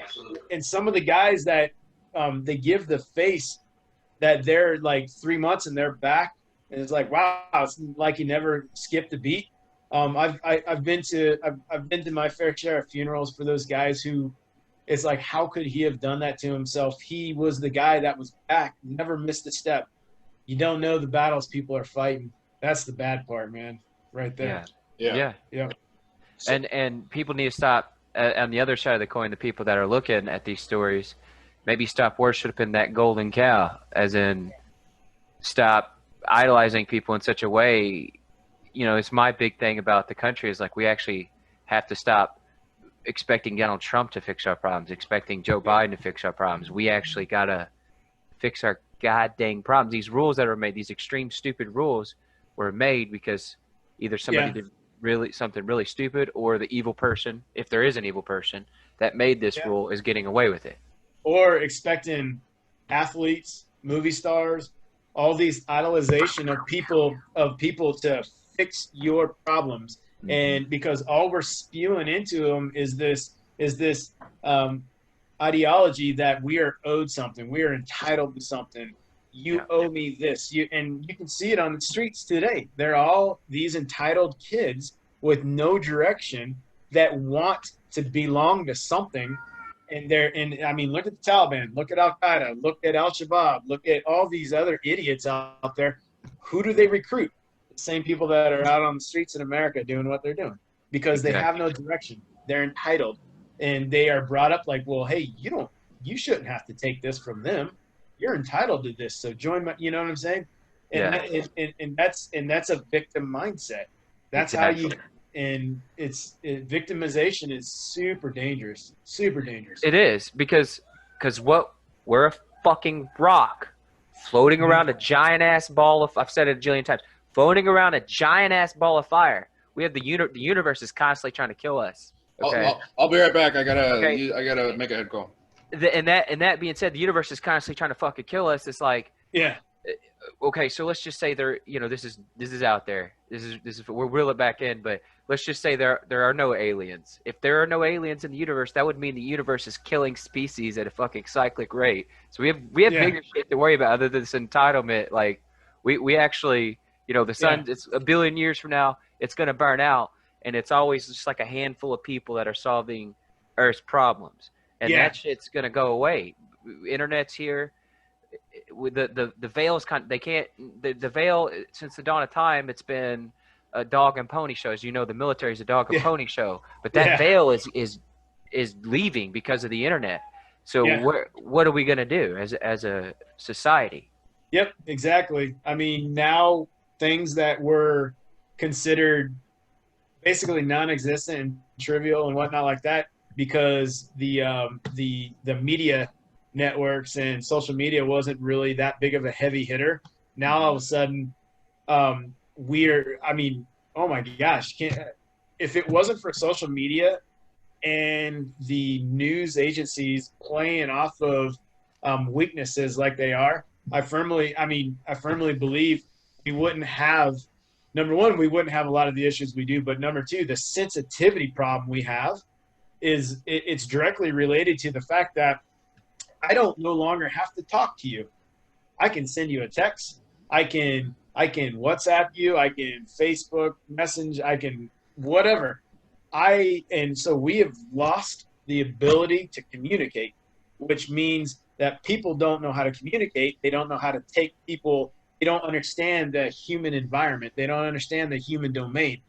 Therefore, it's easier to get offended and to get butthurt by medial shit, because we've lost the ability to effectively communicate. Exactly. It is a lot harder. Yeah. Well, and that's not exact, and that's what I'm saying. Like, I don't believe it in evil. Evil is something that's just, it's like a temptation. So the media, these guys that are, this shit gets ratings, and so they started doing it, and everybody starts doing it, and then playing into ignorance. Yeah. Like, it's just beautiful. It's so beautiful. It gets me, as a dumb American, it gets me worked up when I see things like on Fox News, like, well, Bill Gates thinks we should go back to school. What do you think? I wouldn't fucking watch. Bill Gates is watching my kids. I wouldn't let him watch my motherfucking kids. He touches children. Well, that didn't answer the question, dog. That didn't answer, So, and that's where people should just turn the effing TV off. Watch this podcast because this is real. This is real life. Subscribe. Well, people are going to podcasts now. Yeah. They're tired of the news network. They're going to podcasts because it's people talking. Yeah. Well, media and art. Obviously, I'm wearing a fucking Nintendo shirt because back in the day, it used to, for me, my parents were there. They taught me morals, but some of these deeper morals I actually learned from, like, say, video games and their ideologies. And that was just because all that was one human being writing his story, and he's tying his emotions and things into it. Now, entertainment's it's just a jillion people. It's a team of people that are saying, it's just messed up. And so, I mean, entertainment's it's depressing. It depresses people that they don't have actual entertainment. Because back in the day, people used to go to a coliseum and watch people kill each other for entertainment. Yeah. So entertainment is absolutely necessary, and is not stupid to feel the need to have the need for entertainment. But anyway, I'm done with that tangent, so I apologize. I always do that. It happens every time. I apologize. So I want to talk a little bit about your South American deployments, which, so you were 7th Special Forces Group, right? Yeah. And that group's AO is South America, right? South Central, yeah. So you go down there, and this is like your first time actually operating in your group's AO, right? Yes. Yeah, after the 2012 trip, yep. So my question is, when you're off duty there, because, you write in there about, a lot of the stuff that you guys got to do when you weren't training and stuff, you went to Machu Picchu and, all this. Are you allowed to be armed when you do that? So, no, it's a case by case. It depends on what the Department of State, basically their guidelines for us. And believe it or not, like, a lot of the embassies when they have American Special Forces come into that country, the country lead, they're pretty hard on us because they don't want us tearing anything up, losing reputation with the locals, and then which hurts the American cop, whatnot like that. So when we're free on our own free time, most of the time, I would say 90% of the time, we were never armed. No.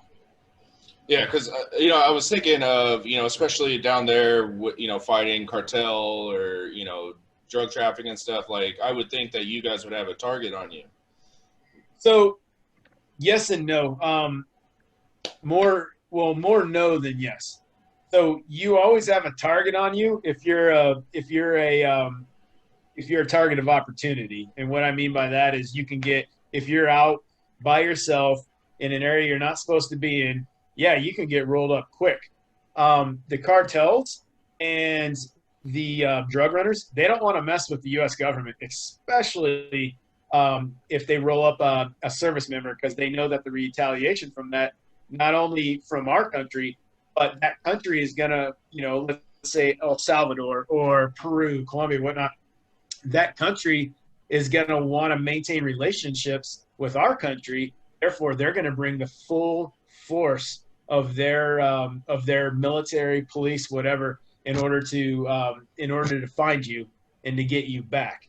You know what I'm saying? So we're not really target. You could be a target of opportunity by a guy that doesn't know and he just wants to rob you.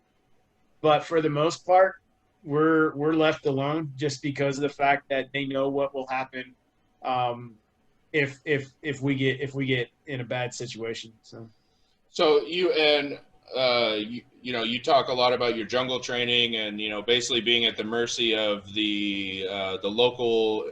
Basically, were they commandos? Is that what they're called? We were with the Colombian Special Forces there. Yeah.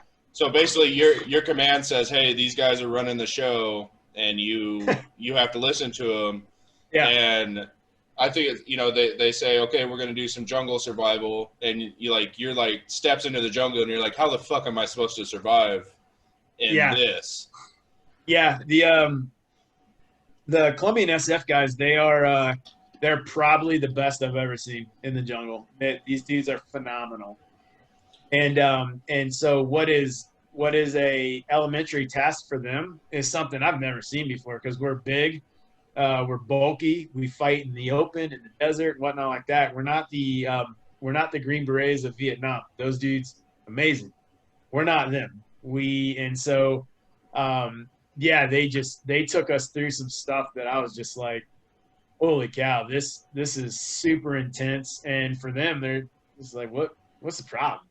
So what is it? What goes through your head when they tell you, okay, you're gonna float? I think it was, you said, like 2 miles down the river, and then one of the Colombian dudes pulls out a 5-foot gator or croc gator, whatever it was, and pulls it out, and then you're like, holy shit, that's a baby one. Yeah. That's basically the entire float down. What's going through my head is holy shit. And there is no survival boats around you to make sure, like, if you get hit, they can be there immediately. There's none of that. It's just you're floating down the river. Good luck. God, it's like when you watch the wild animal shows off, and like with the crocodiles, they all group up for the hippopotamus crossing, and you just see, oh man, no. Well, and you guys are basically carrying your food with you, which is a chicken. I think you said a chicken, a goat, a lizard, and a snake, right? A giant fucking boa. Yeah, the boa. Yeah. So that was our food that they were going to provide for us. The rest of it, we had to actually do jungle training and get it. But yeah, that was our food. But one night, there was a bunch of commotion going around the camp, and I looked out, and the Colombians, they have all their red lens lights trying to find something, and it's like, ¿qué pasa? And they're like, yeah, the boa got out, it ate the anaconda, and now the boa's gone. It's like it ate the anaconda. Oh, yeah, okay. Or I'm sorry, the lizard, the iguana. Right. Oh, okay. So the boa ate the lizard, the iguana, and it had left. The goat dinner ate breakfast. Yeah, and the goat's going ape shit, and we had eaten the chicken that night, so it was like, well, crap. So it was fun. I mean, and you would open up your mosquito liner. The Colombians wouldn't sleep with any mosquito netting or nothing. They're just out in the open. They'd piss around their mats, and then they'd go to sleep. We're mosquito netted up. We're in ponchos, or we're in hammocks, so we're off the ground and all this stuff. And you would unzip it to take a piss, and you would just immediately thousands of mosquitoes all over you. You're just holy cow. Damn.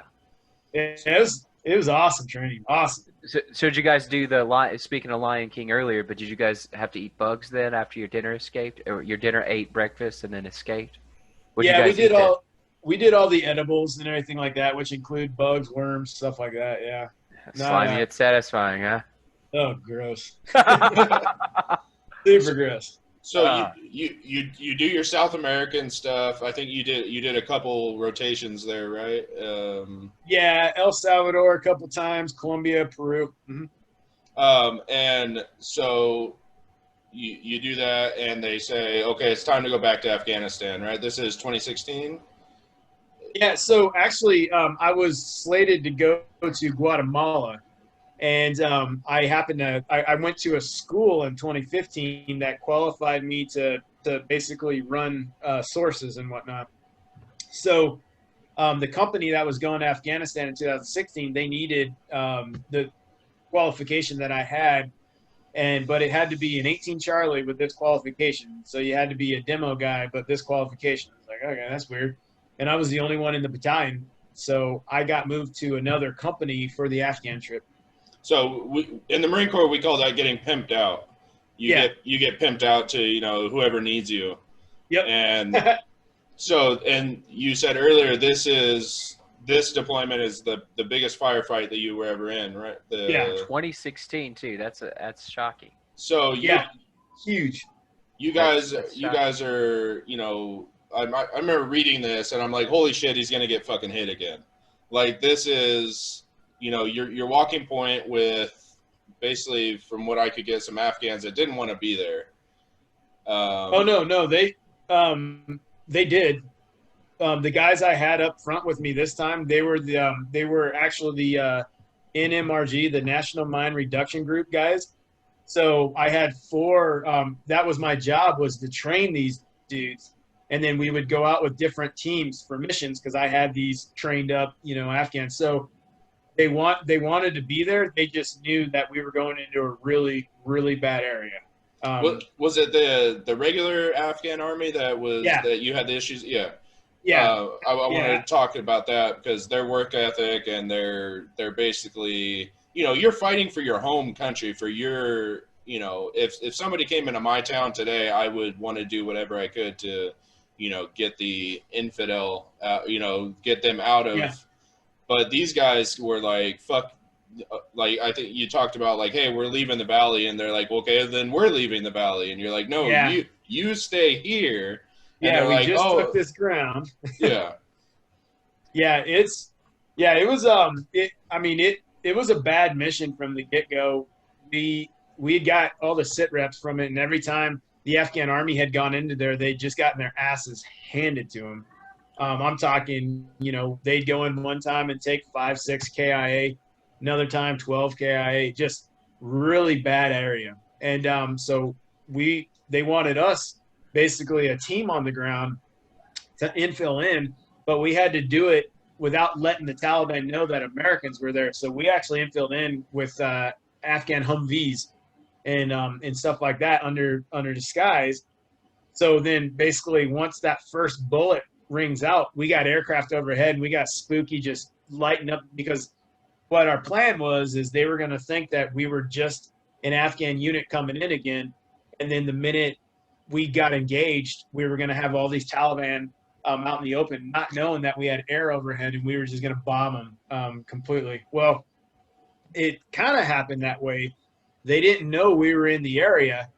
But then we had done some suppressing fire on this compound that we were really certain in Orchard and Compound, and the Taliban came up over Icon Chatter, and they're like, this must be Afghan special forces or Americans are here because that's a lot of firepower. The regular Afghan army doesn't bring this kind of firepower.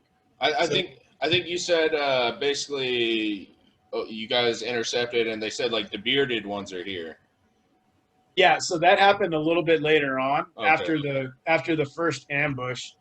So we had started clearing up, and again, I was up in the front with my mine clearance guys, like normal, and we started moving towards the orchard. And anyone who's been to Afghanistan or Iraq know orchards are really bad areas, super bad because they put caches in there and then they booby trap the caches.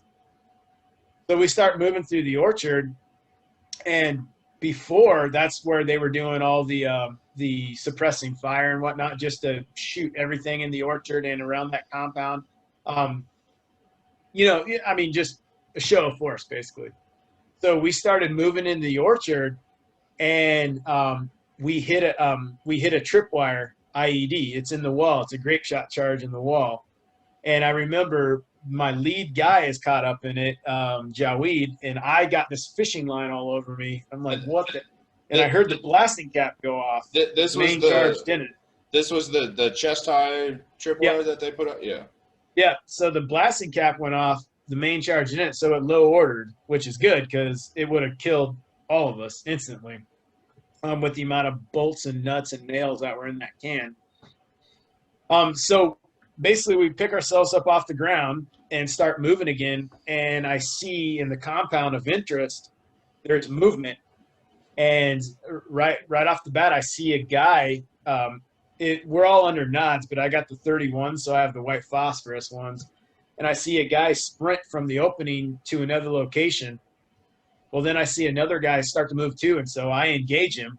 And then right then, PKM opens up out of the wall, and it was like the flame that left the barrel. It was so close. It was like I could reach out and grab it. But the PKM opened up, and then just the entire wall just turned into this blaze of fire from all the muzzle flashes and whatnot. So we hit the ground, and I'm trying to return fire. And a guy with an RPG, he's trying to locate our position. So he's shooting RPGs at us, but he doesn't quite know where I'm at. So they're whizzing over me. And it was within seconds, but I kind of gathered when he would come out in the open, the PKM would stop. And so about the third RPG, when that PKM stopped, I had my sights on him, and I just gunned him down. PKM opens back up again, and we can't move. I'm pinned down. My 4 guys are pinned down. There's nowhere we can go. We can't move. This is, and the Taliban, they start to say, hey, the guy with the flashing light on his helmet, he's an American. We're going to capture him, because they have us in an L-shaped ambush. So the element is cut off. And I was like, oh shit. And so then our team leader comes over, and he's like, Ryan, they have night vision. Take your because I had a strobe light on, infrared strobe light, because I was the most forward lead unit. So I took that off my helmet, and I threw it as close as I could to where that PKM was at, and then got back down again. And they're trying to get airstrikes approved. They're getting denied because I'm 17 meters from the target. And they're like, hey, look, if we don't approve this airstrike, he's going to die. We have to drop. So finally, and I actually talked to my buddy who did the airstrike. He wasn't in the aircraft. He was the combat controller on the ground. He's like, yeah, dude, we had to basically lie to him. So they flew in. They had switched up munitions from a fragmentation producing bomb to a concussion bomb. And it's 500 pounds, and they flew in. And I remember he's like, man, get your head down, dude. This is going to be big. I just put my head down, and that fucking bomb came in. And I remember seeing it. I didn't see the bomb come in, but the flash. And then I kind of looked up because I'm laying on my stomach, but I looked up and I just see this rush of dirt and debris and sticks and everything just blow right over me. And my concern was that mud compound was going to come down in like 100-pound blocks and just crush me to death. And thank God it didn't. I took some hits, but they were from littler blocks, but still enough to be like, oh, this kind of hurts. But the fire, I mean, the contact that we took, like rounds were hitting, and they were splintering off this little berm that I was behind. I had about a foot of dirt in front of me, and I was taking the splinters from the 7.62 rounds, and it felt like bacon grease, if you know what I mean. It's just, oh shit, but it was crazy. But yeah, that 500 pounder came in, and I got up and I kept falling over, and I remember I was like, that super echoey, everything's in a distance. People are yelling, but you're just hearing things, and I'm just standing there in complete shock, which I probably could have got my ass shot off again, because I'm just like standing there looking around, just grabbing shit and whatnot. And finally it all rushes back to me, and grab my guys, and we move back, and then there's more movement in there, and they came in, they dropped another 500 pounder, and I just I sat there as we were waiting, so the second 500 pounder came in, and they're like, hey, we need to go, we need to get in that compound, take them by surprise. So I don't have any time. I'm tripping and falling, I'm running, trying to get up, and we're trying to clear as fast as we can, because everywhere around compounds, IEDs, right? So, but we had blown out one side of the wall, so we were able to go through kind of the farm field, and commandos start heading inside, clearing out and whatnot like that, and we start finding bodies in the rubble and everything. And then when I finally, commandos had taken control of the compound and I have time to sit down, my ears are bleeding, and I was just like, I wonder if I should be medevaced.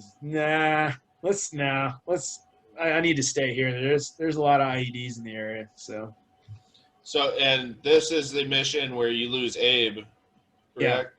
Yeah. Yep. So you were later awarded the Silver Star for basically what you did next, which was you weren't going to leave without Abe's body, or without, because at the time you didn't know that Abe was dead. Right. But you had gotten word from some other guys that were around him, kind of where he should be, right? Yeah, that was so.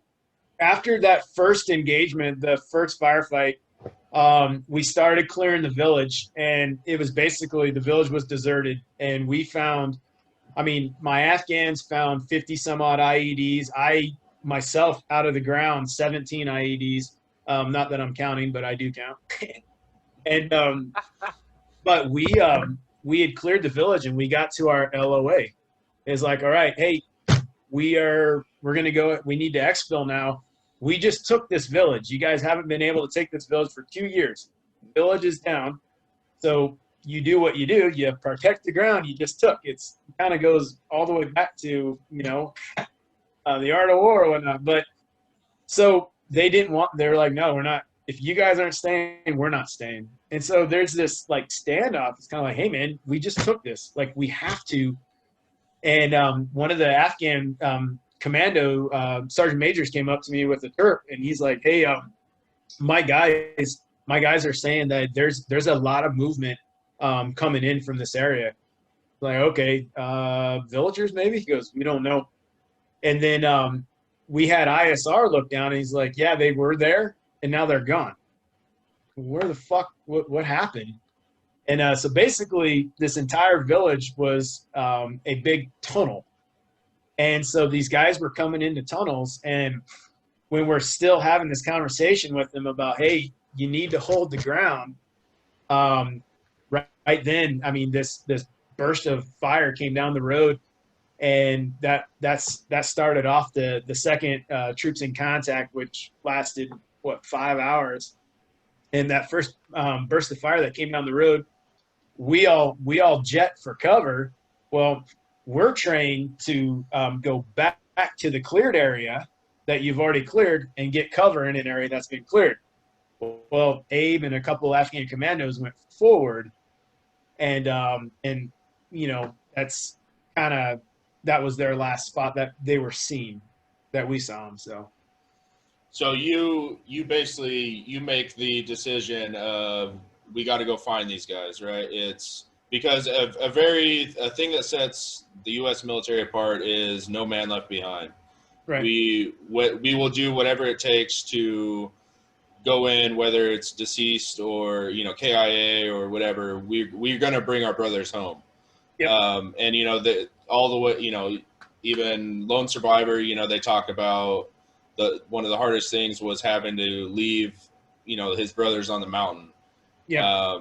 And so you say, no, we aren't fucking leaving our guys. And so Yeah. what? And this is the point where the Afghans are like, no, we're not going out there, right? Yeah. So that first burst of fire that came down the road, that initially started off about a 5-hour tick. And within the first hour, we couldn't get air overhead. And we were like, hey, we need bombs dropping now. And they said, we can't. We don't know who's who. They're in your guys' lines. We're engaging guys at 5 meters. We can't drop. We need to get some, and we're starting to take casualties. And so we go and we set up our first casualty collection point, a CCP, and we start moving all the wounded there. And at that time, I think we had like 4 Americans wounded and 8 Afghans wounded. And I know of 2 Afghans that were KIA, but they were taken off the battlefield quickly in like a Hilux pickup. So we set up this CCP, and we automatically start getting engaged. Well, not automatically. It was about an hour later, while we're treating and dropping bombs and whatnot, we start getting engaged again. Guys were coming up out of tunnels and using the grape row there, and also a 3-story mud hut kind of complex to engage us from. So now we got to break that CCP down and find another one. So we're moving casualties and everything like that, and it's just it's crazy. And I remember we had got to one point of that main road, and I looked up it, and there were so many rounds hitting on the road. It looked like a Western movie where hundreds of horses are running and all the dust is getting kicked up from them. They're just hammering this road with rounds because our next location was a compound on the other side of the road. So we get Apaches to suppress that, and we take down this other compound, and we start. And it also has a farm field next to it to where we can start getting helicopters in to get the wounded out. So we start the medevacs, and this whole time we're constantly running around trying to get missing people. And so as we start to get our accountability and everything like that, about 3-4 hours later, we're missing 2 guys still. My guy, Abe, and another commando. And so we start to figure out, hey, when's the last time you saw Abe? Well, I'm always with Abe. And when that first burst of fire came down, I didn't know he got hit because the rounds went through my legs, but he had taken 2 to 3 rounds in the pelvis, and I saw him run forward. I just thought we would all meet back up again, but then I couldn't get to him because of the amount of fire that was getting put in on us. So I was like, hey, I think I know where Abe's at, but that road, we can't get up the road. And you got to imagine, here's the road, and then on either side is 12, 15-foot mud walls, and you just can't be climbing it in the open like that. So the road is our avenue, and we can't go around because the Taliban control everything around this village. They basically had us in a 180-degree fuck show. And so we can't go around, so we have to go up this road. So our combat controller, he's like, hey, man, I got an idea. What we're going to do, I'm going to use the 2 Apaches. We're going to do a 30 mic gun run. And as they pass overhead of us, we're going to take off sprinting up the road. And that's the movie part where I'm like, I can't recreate that. But these 2 Apaches come in and they start their gun run, and we take off from behind the mud wall where we were at. We take off sprinting up the road as these Apaches are flying and just doing this barrage of just American firepower up this road. And then, like I said, I get to where I thought he was at, and yeah, he was there. He had died from blood loss. So, and then the Afghan commando who was next to him, he was also killed too. Well, because you know that if you had left them, the next time that you would have seen them would be on Al Jazeera or something, you know, in a Yeah. you know, having their body mutilated, and Yep. you know, so you know, and like I said earlier, our mission is to bring everyone home, and you guys Yeah. basically walked into a valley that the Taliban had spent 2 years basically fortifying. Yep. And digging tunnels and just waiting for this day, right? Like Yeah. so They weren't playing it. This wasn't like, I mean, after reading stories and even just hearing you describe the L-shaped ambush, I've never heard anybody describe such intricate ambushes, like as far as when they were facing the Taliban. Like Yeah. This was one of, we had stumbled across. Probably there was some Taliban regulars, but they also had Taliban Red Cell guys there. So we had stumbled across actually trained guys. and but by this time they must have known that you guys were ODA, right?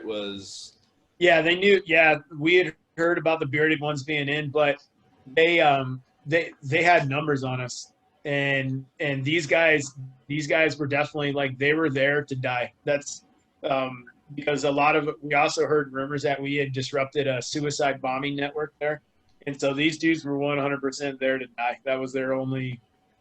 That yeah. So was it basically like once the contact started and they realized that you guys were special forces, were they like sending fucking, you know, messages out like, hey, we got them pinned down, like if you want, you know, to get, like, we need to take these guys? Were you guys like priority one at the time?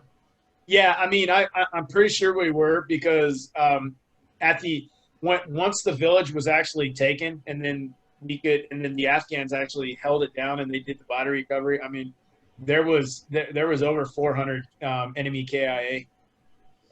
So yeah, I'm pretty sure they threw everything they had at us.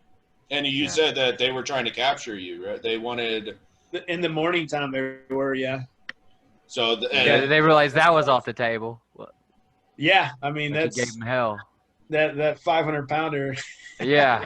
So in comparison to stepping on the ID, I mean, you probably felt the 500-pounder more than you felt the actual. Oh yeah, by far. Yeah. Yeah, 100%. Did it like change your heart? Did it suck air out of your lungs? Did it change your heart? I mean, how'd that? I mean, you weren't in a closed area, I guess. So what it felt like to me was, it felt like my skeleton like crawl out of my body, bitch slapped me, and then came back in. Like, that's the only way I can really. It was literally an out of body experience.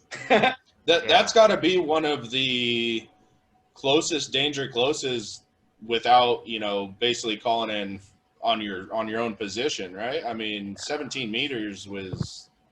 Yeah, that's within the kill radius of the 500-pound bomb. 17 meters, is it not?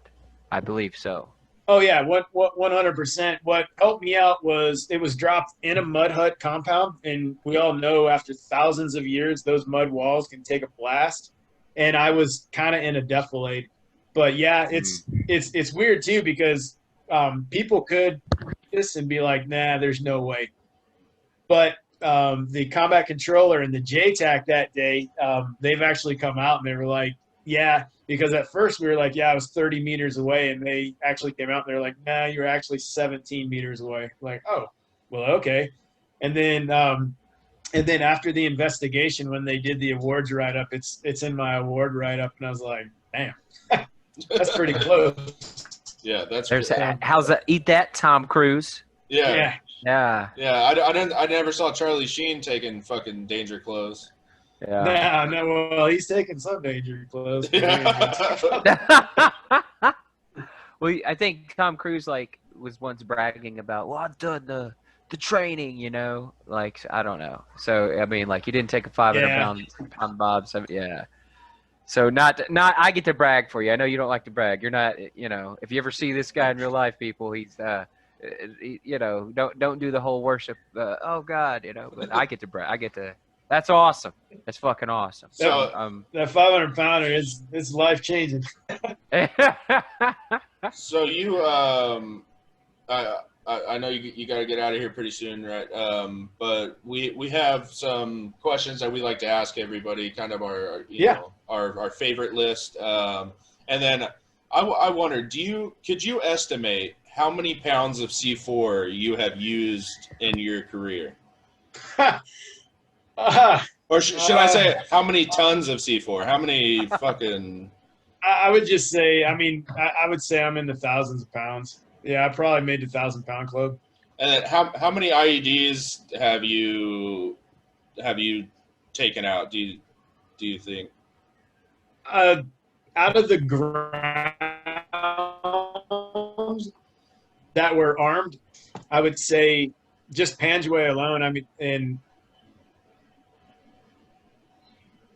100 and some, and then out of caches, 500-600. Now, how were you concerned when you say that you find the IED? Were you concerned with trying to disarm and recover it for intel, or were you just like, we'll just blow it? So EOD is the only ones that are really allowed to render safe an IED. The thing is in 2012, they were saying, hey, we need fingerprints, we need to know what kind of HME they're using, we need to know all this stuff. You guys can secure the area and wait for EOD to come in. It's like, no, we don't have time to do that. And so I became pretty proficient at disarming them, which is not my job. And it's actually really stupid because I wasn't trained on it. But we had a lot of very basic IEDs in the Panjway where it was battery pack, firing wire, electric blasting cap into the pusher, into the HME jug, pressure plate, and that's it, positive, negative. So you disconnect the power source and you're usually good. And so I went off of that usually good. But I mean, the IEDs we saw in Boglin, they were a little bit more sophisticated, but I had a lot more. I wasn't recovering any of them. All I was doing was exposing the pressure plate or the firing device, and I would just put a half block of C4 there and boom. And if I got a secondary blast and I got the main jug, if I didn't, well, at least I probably uncovered the jug, so I'd go back and reinitiate. But 2007, so I was in Afghanistan 10, 12, 16, 17, 18, 19, and I just got home in 20. So the 2017 trip, we were up north, and those IEDs were more complex. And so that was basically like, I'll expose even a little bit of the pressure plate, or if I have the ground sign to indicate an IED's there, I'm just putting C4 there and letting the C4 dig for me, because they were using photocells and anti-tampering devices and stuff, because those are varsity Taliban up there. And then 2018 and 2019, the same thing. Apologize. The anti-tampering devices. That's what you're thinking of when the people see the movies and you cut the wrong wire and it goes kaboom, right? When you got the not just that, you disturb the pressure plate at all, and the positive, the negative selector is just, it could be just a bunch of wires. We call them angel hairs, to where if it's disturbed a tiny bit by ground movement, one wire is going to touch, and it'd be positive and negative connected. Boom. And that has killed quite a few EOD guys right there, was the anti-tampering devices. So I'm huge on one thing, and that's ground sign. If I can get the ground sign, and if there's a reason why that IED is there, because the Taliban doesn't have the resources to pepper every square foot of Afghanistan with IEDs. So you have to have the reason why. We're going to a village where there's shitheads. Okay, there's one of the reasons why. We're on a main avenue of approach. Okay, there's another reason why. Or we're following a mud hut wall, and here's a break in the wall. There you go. Easy access, easy approach.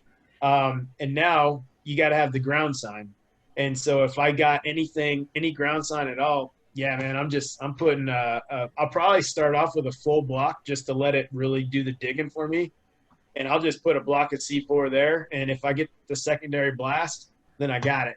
So just throw some fucking C4 on it. I love it. Yeah, plenty.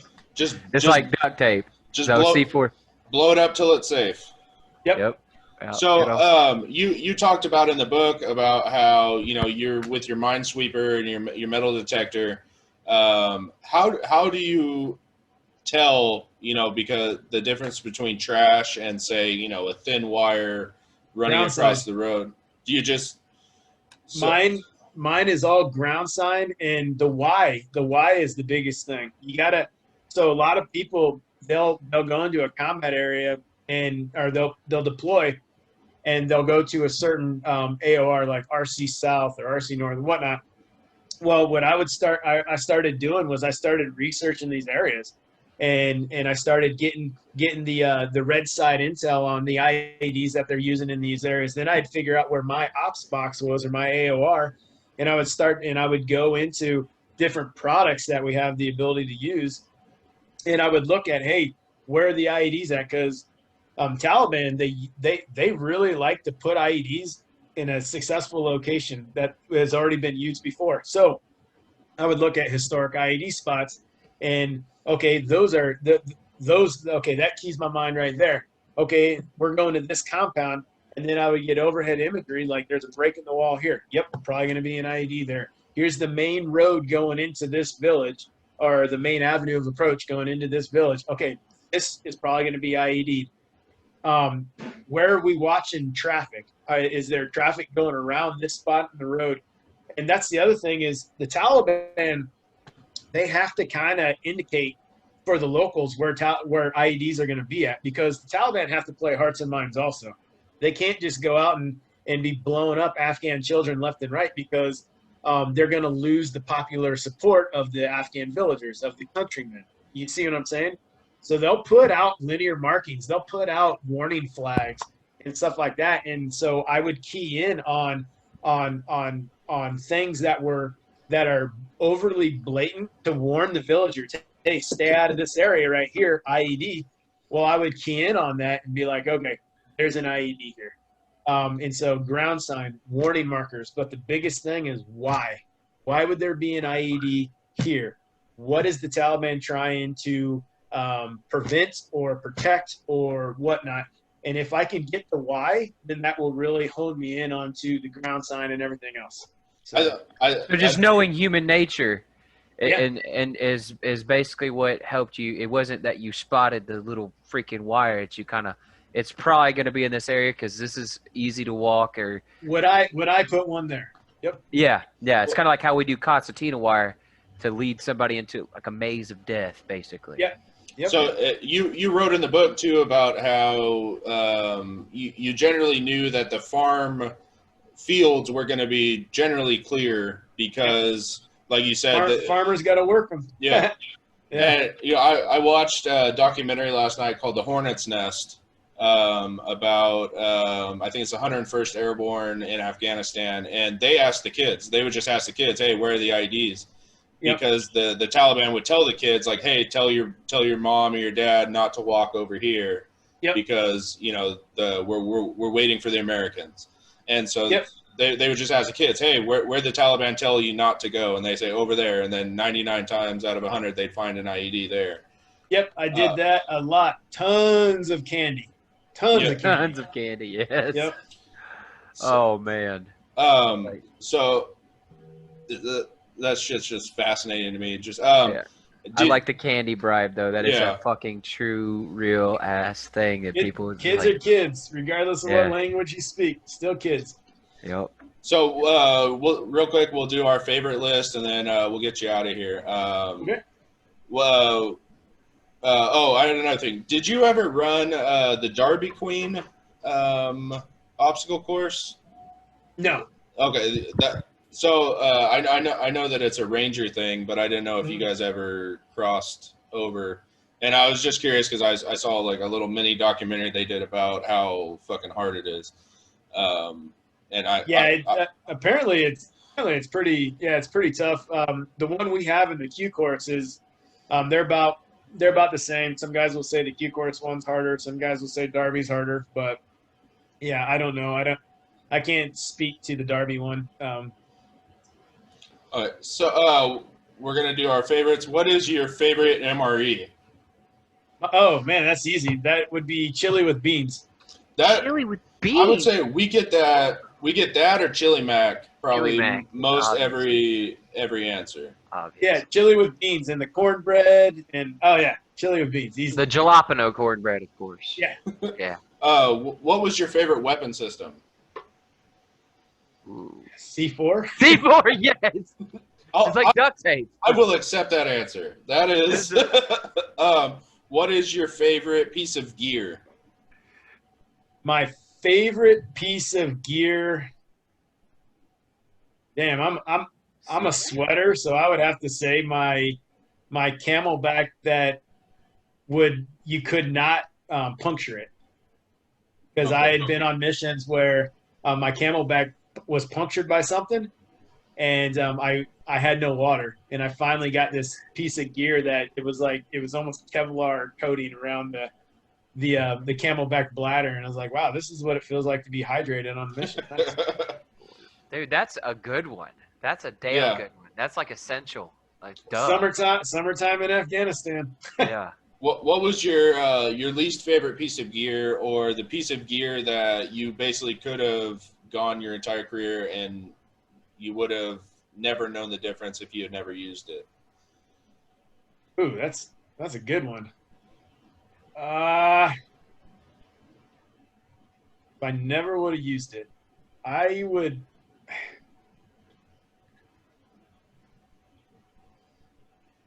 Damn, that's really good. So we've had people Gas say, mask, maybe. yeah, we've had people say canteens. We've had my personal one. My personal Oh, one okay. is the like the Molly, the Molly attachments for your flak jacket. Actually, you know what? I would have to say anything ACU patterned. That is the same answer that the other Green Beret said. He said he fucking hated that pattern. Yep. And he would always wear the woodland, the new ones, the new green ones or whatever. When we had that pattern in Afghanistan, I just wore BDUs. Yeah. Yeah. Yeah. It's I still don't know what people it's think for with their camouflage looks, patterns. maybe, It doesn't yeah. make sense. The digicam made sense, but the Yeah. What's your favorite country that you visited? Favorite country I have visited, Vietnam. no shit. Is that because you got to kind of connect with your dad a little bit, or was that just the The experiences that you people, had? yeah, the people there. I mean, besides the one run-in I had, the people there were amazing.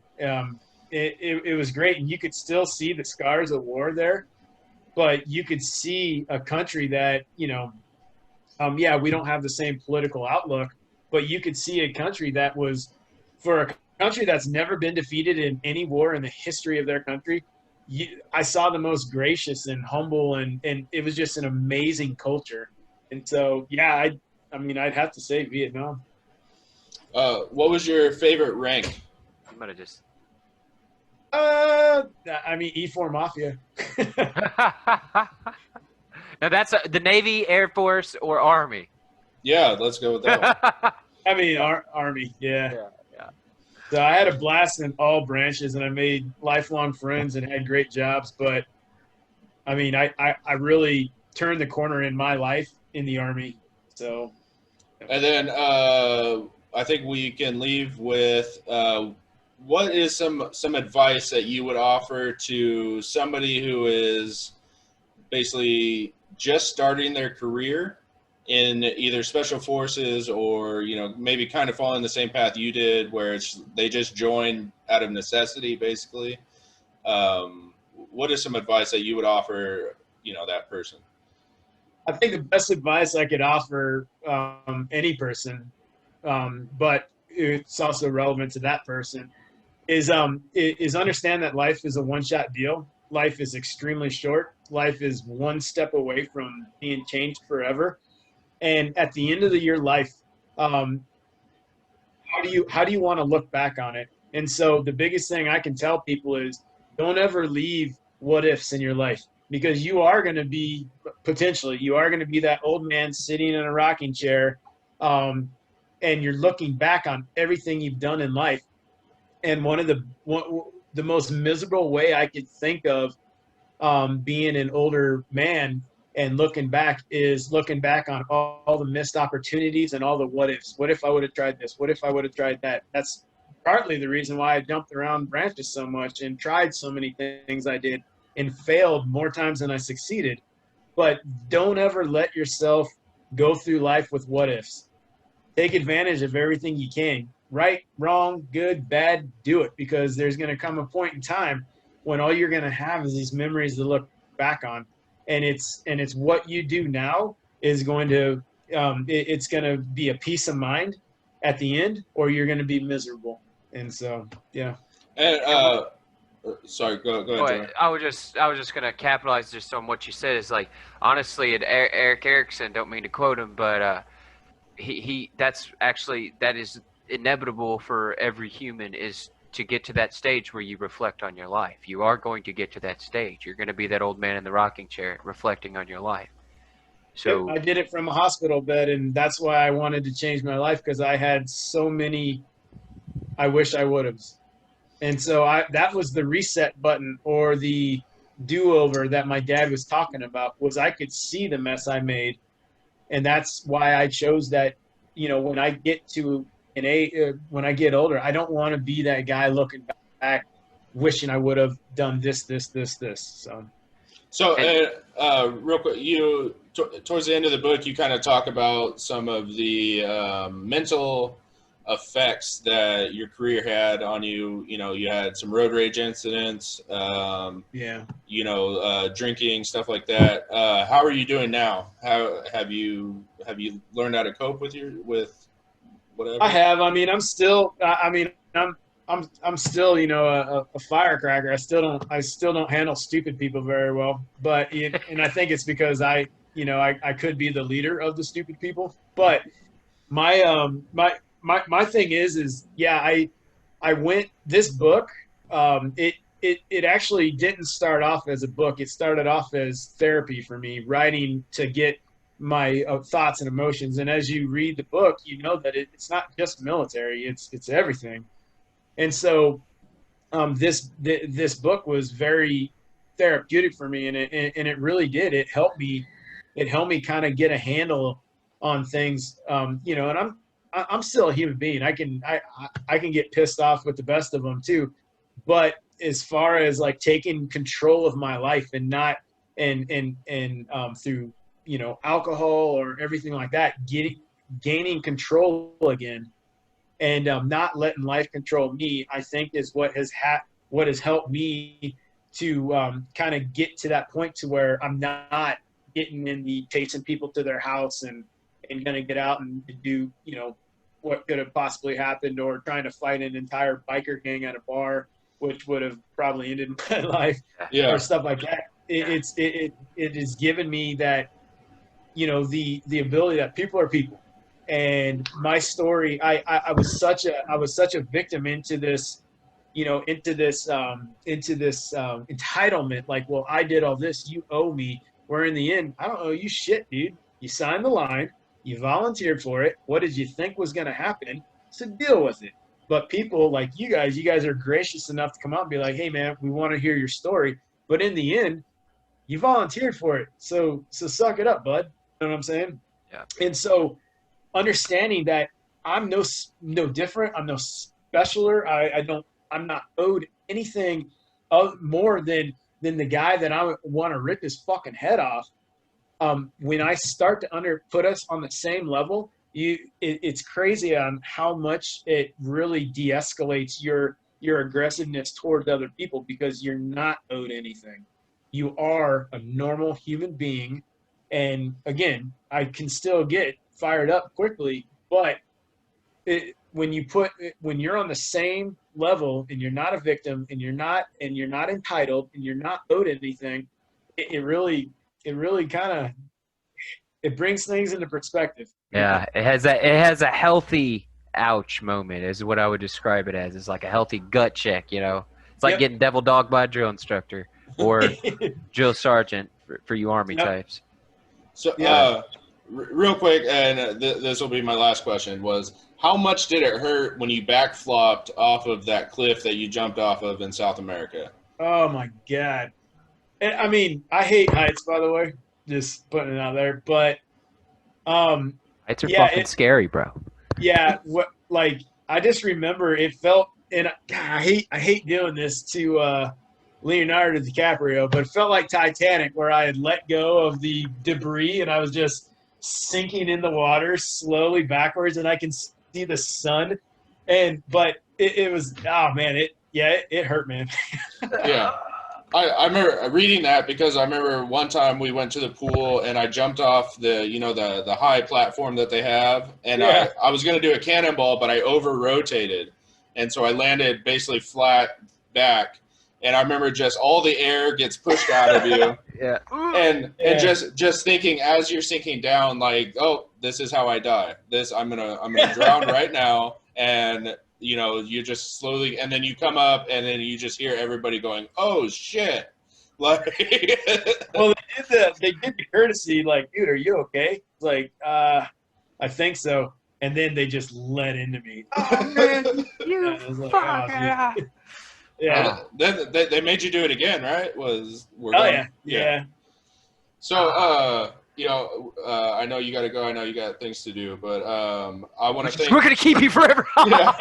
We're gonna fucking keep you here hours now. Yeah. I want to thank you for coming on and giving us your time, being honest, being insightful.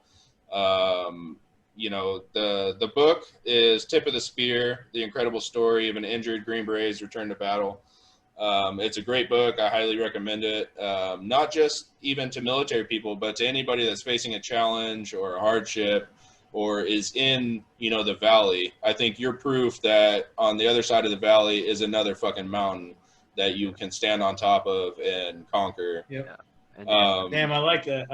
And you persistently put your dick all over everything, and just rubbing it all over. Just fucking put your dick all over everything, because you're what, and I want to point out to you to toot your own horn a little bit, but you're that thing that kept coming back that they didn't know they needed. Everybody, that had to do wonders for your mentality of feeling like cancer, nobody wanted you, but then it must have felt great to be what people needed, and people don't know what the fuck they need. Nobody knows really what they need until it happens. The simple damn, man, that was awesome. You really you really helped us out on that mission. That just does numbers for you. And imagining how we had our Trevin, he comes on and says being a leader and leading is fucking lonely. So that must have been a very lonely feeling, is just I'm the only motherfucker telling yourself that maybe your father, but everybody goes through it, and not different degrees, but it's an amazing tale. Talking to me, it's like we're similar, and it just helps me out. It's like, God, I got to pick up the pack, But anyway. Yeah. All right, so we'll let you get out of here, and you're welcome to come back on anytime. If you want to fucking.